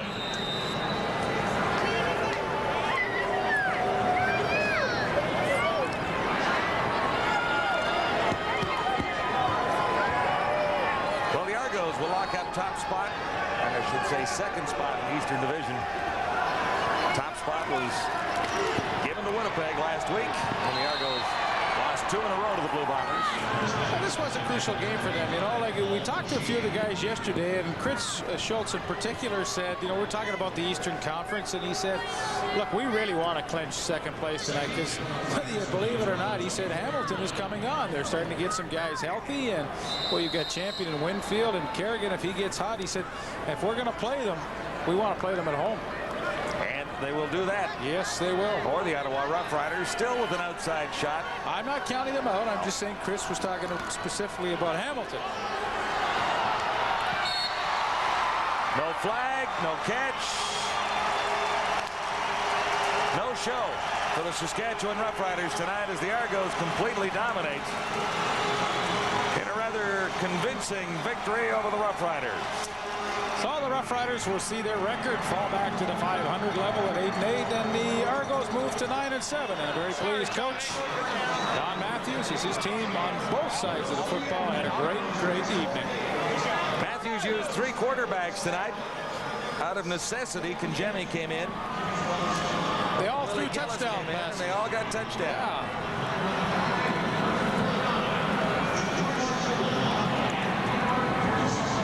So, John Gregory's Roughriders drop back to 500, 8 wins, 8 losses with 2 games to go. Well, Milson Jones said before the game they were banged up in a hurt group. They certainly played that way tonight, and it will be up to them to try and regroup next week. And you know, they will be in the playoffs and get everybody healthy. They need Jeff Fairholm back. He will make a difference to their offense. Well, a big night for a couple of guys. Peter Watts is standing by with 1. Darryl Smith with a new CFL record, 19 touchdown receptions, 3 of them in this game. You're ahead of Mr. Ellis of the Edmonton Eskimos. Oh, yeah, Craig is a good friend of mine, and pretty sure he's watching. Hey, Craig, I know you're going to bounce back this weekend, but, you know, it's a great accomplishment. I think my teammates, without them, you know, wouldn't have been possible. Nice to see John Kangemi come into the ball game and throw the football as well as he did, and you were fortunate to catch a couple of them. Yeah, I'm glad to see John come in and do such a fine job. He came in last week and was a little rusty, but he bounced back this week, came in when Matt was hurt, and he proved that, you know, he's an excellent quarterback that he is. Darryl, you talked to the outset about not having a whole lot of luck against Richie Hall, but I think you won the one-on-one battle in this game. Well, you know, that's the kind of matchup that we were hoping on, that I would be able to use my size and my strength against him and just put the ball up and let me go up and get it, and that's exactly what happened. I think maybe it'll be a biggie next Sunday at Taylor Field in Regina. Good luck. Most definitely. I know the fans of Regina are looking forward to see us coming in. Congratulations on a great record. Thank you very much.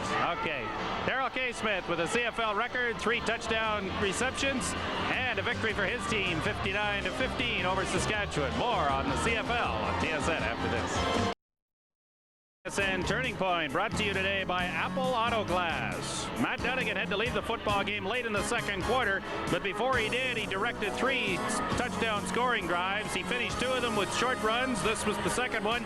It helped his team to a 21-0 advantage, and from there, the Argos rolled to a 59-15 victory, a win that clinched second place in the East Division for the Toronto squad. Cash cash donation will be made to the Coaching Association of Canada for the training and development of coaches in amateur sport. And on behalf of TSN and Apple Auto Glass, saves you money on stone chip windshield repairs. So the Toronto Argos clinch second place, and the Saskatchewan Roughriders continue a pattern of good one week and so the next. And they really got blown out. The Argos got 4 touchdowns in the space of 4 minutes and a little bit in the fourth quarter to blow this game wide open. 59-15 the final.